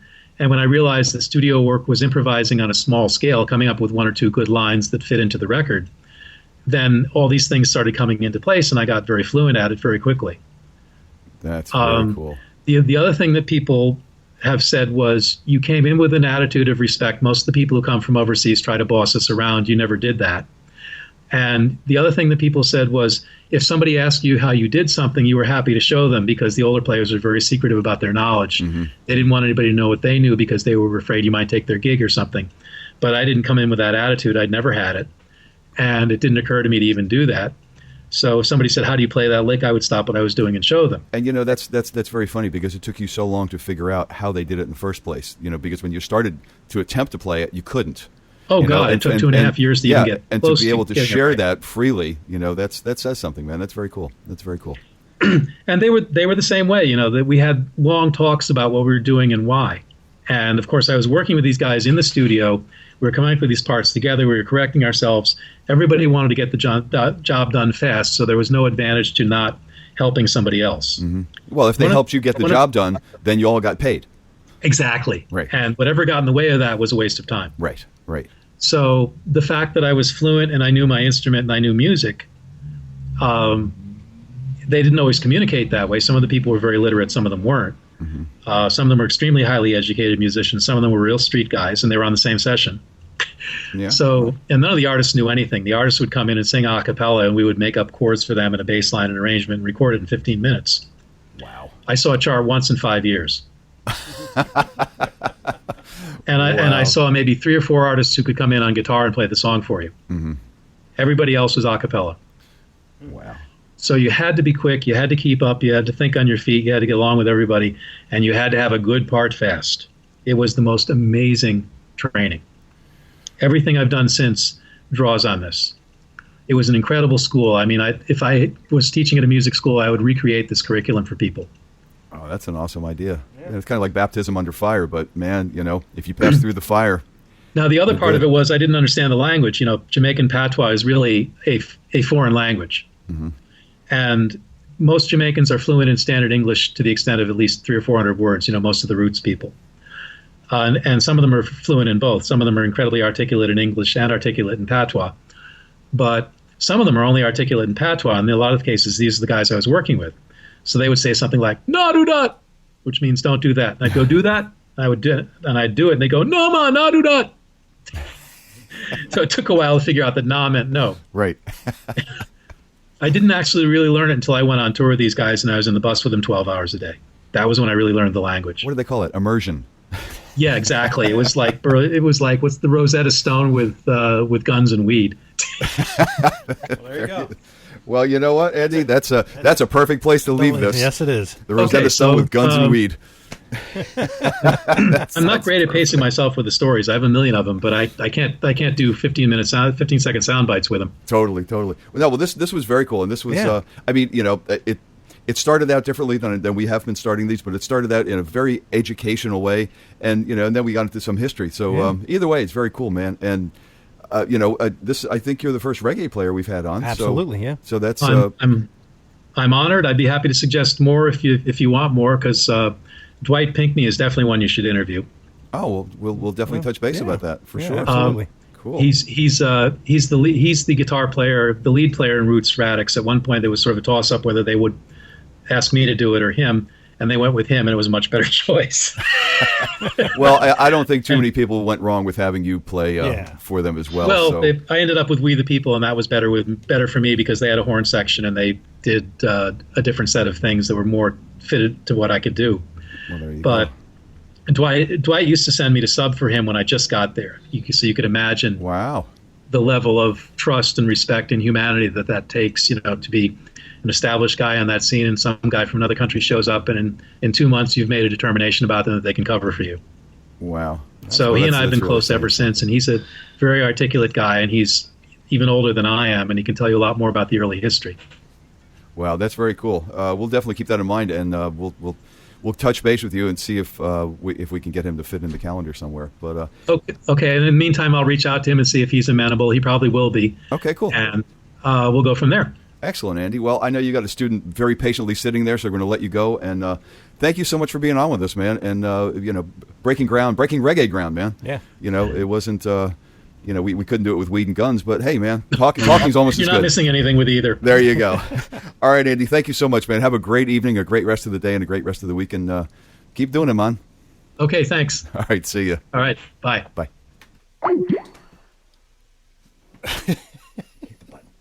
It's there. Hit the button. Which button? That gives me pause for a second. Yeah, go ahead, do what you got to do. Well, we're hot, so whenever you're ready. Well, and there you have the story. That was a story. It was a story, and a first for us because we haven't interviewed. I mean, we've gotten some country guys, we've had some blues guys, we've had metal guys, we've had instrumental guys, and now we have a reggae guy. We're just going to keep clocking up all these different types of music. Absolutely. We've even had jazz guys, acoustic solo guys.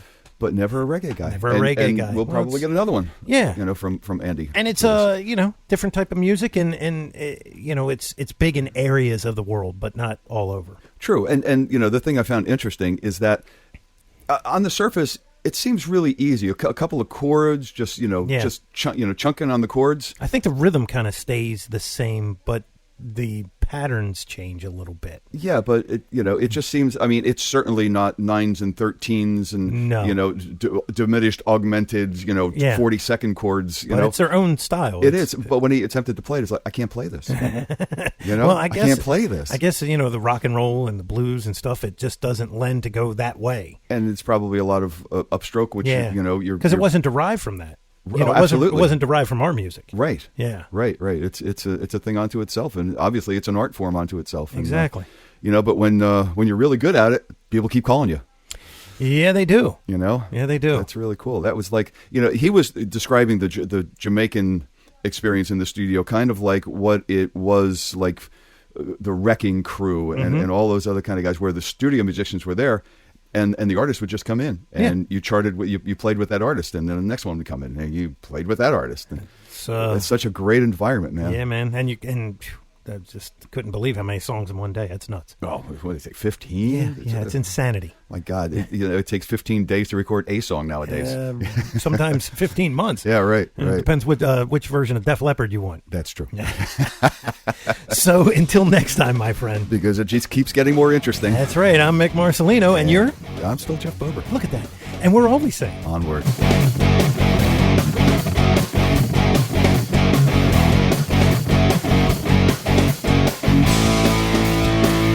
Be sure and follow the show on Twitter @AmsandAxis. Also, make sure you like the show on Facebook. For news, comments, and everything else, visit the webpage, AmsandAxisCast.com. Thanks for listening.